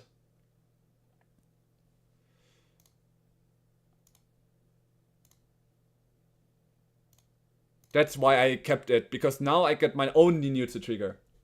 Because I was super sure he's not gonna block my rat. And now she's gonna deal damage. And... oh, of course he's gonna destroy it. But now I'm getting him to lose cards, so that was the idea into it. I'm gonna kill one of his creatures and I get my bat in anyways. Oh shit, no! I don't have the black mana because I needed black mana for ninjutsu. Well, I can just flash this one in to draw a card. Wait. I can I use it? I can get her back. I'm gonna get Yuriko back into when he attacks. So I will have a blocker and I don't think he will... Should I use the instant ramen instead? Or should I get my Yuriko back? I will let you decide this time because I missed one of your mana thing in the draft. Should I get Yuriko back or should I get the instant ramen onto the field? Some Farak. The 1/3 does here. When I damage a player in the next turn, for example, I reveal the top card and every player loses mana equal to its mana value. It's like a draw card. I am losing time, so I have to do it now. Sorry.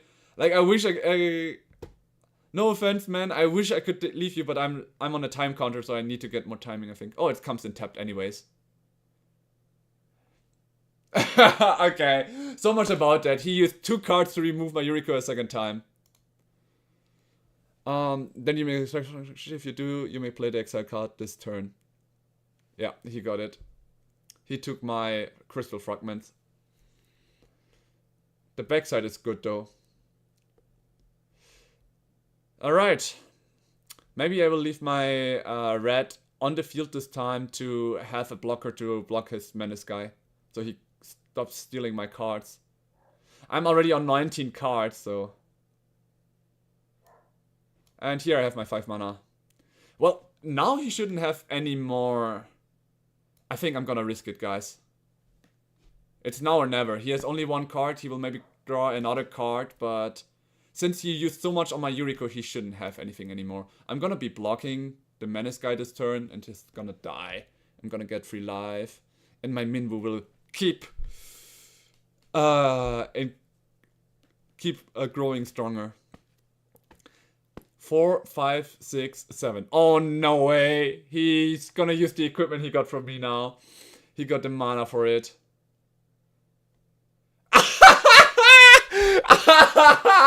Oh, I guess he... Oh my god. I'm sorry, guys. I'm sorry if I scream into your ears right now. But this guy just gave me the win because if we read the card, it says, exile this equipment, then it returns under its owner. I'm the owner. He is not... He controls the card, so he's the controller, but I am the owner. So he gave me this card that also says that all my creatures cannot take any damage. Which means if he attacks, he's just gonna lose creatures right now. And in my turn, all my creatures are not gonna take any damage. Exactly. Oh, that hurts. I'm sorry, man, but I get my first win like this. Oh, that hurts a little bit, but sorry, it was also funny. Oh, very nice. First win. But I have to say, his big mistake was to remove the Yuriko so often. Like, even though I got the Yuriko back, he could have used that as a combat trick in his next turn. Like, there was no reason for him to remove my Yuriko, since she was tapped. The Yuriko, because you didn't see it, some Farcoop maybe, so I'm gonna reveal the Yuriko again. This is the Yuriko. It says I can ninjutsu it in, and whenever a ninja I control deals combat damage to a player, I will reveal the top card of my library and put that card into my hand. And every opponent loses life equal to that card's mana value. So exactly, I get more cards if she deals damage. So she was like a target when I ninjutsued her in the first time.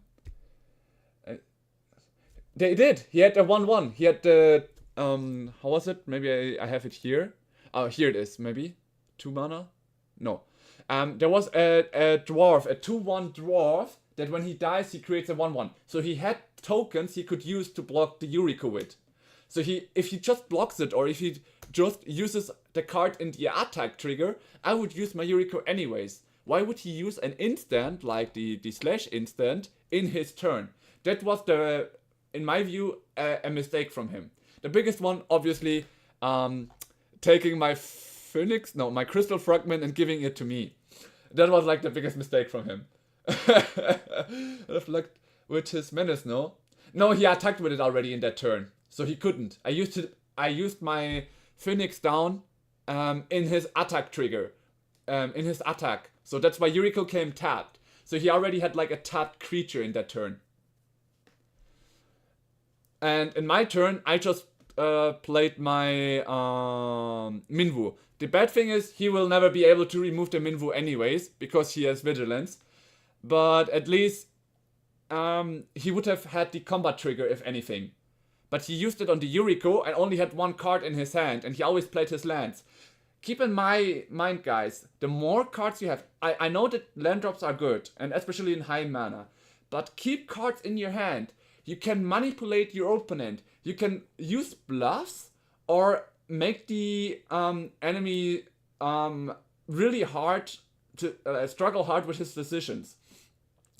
I was playing Commander yesterday, for example, and I used my lands as like the used my hand cards and open mana to bluff my enemy to not even hit me once with a creature. That way, I had one turn in a commander game where I didn't have to use any of my resources. And in my and then afterwards, exactly that play led to me having 2 turns protection. In the last turn, I just drained my enemy to death.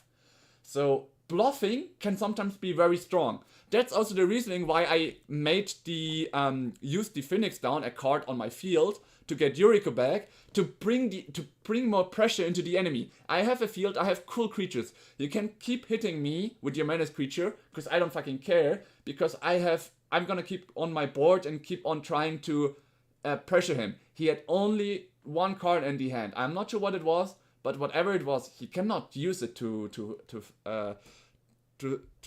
deal with me.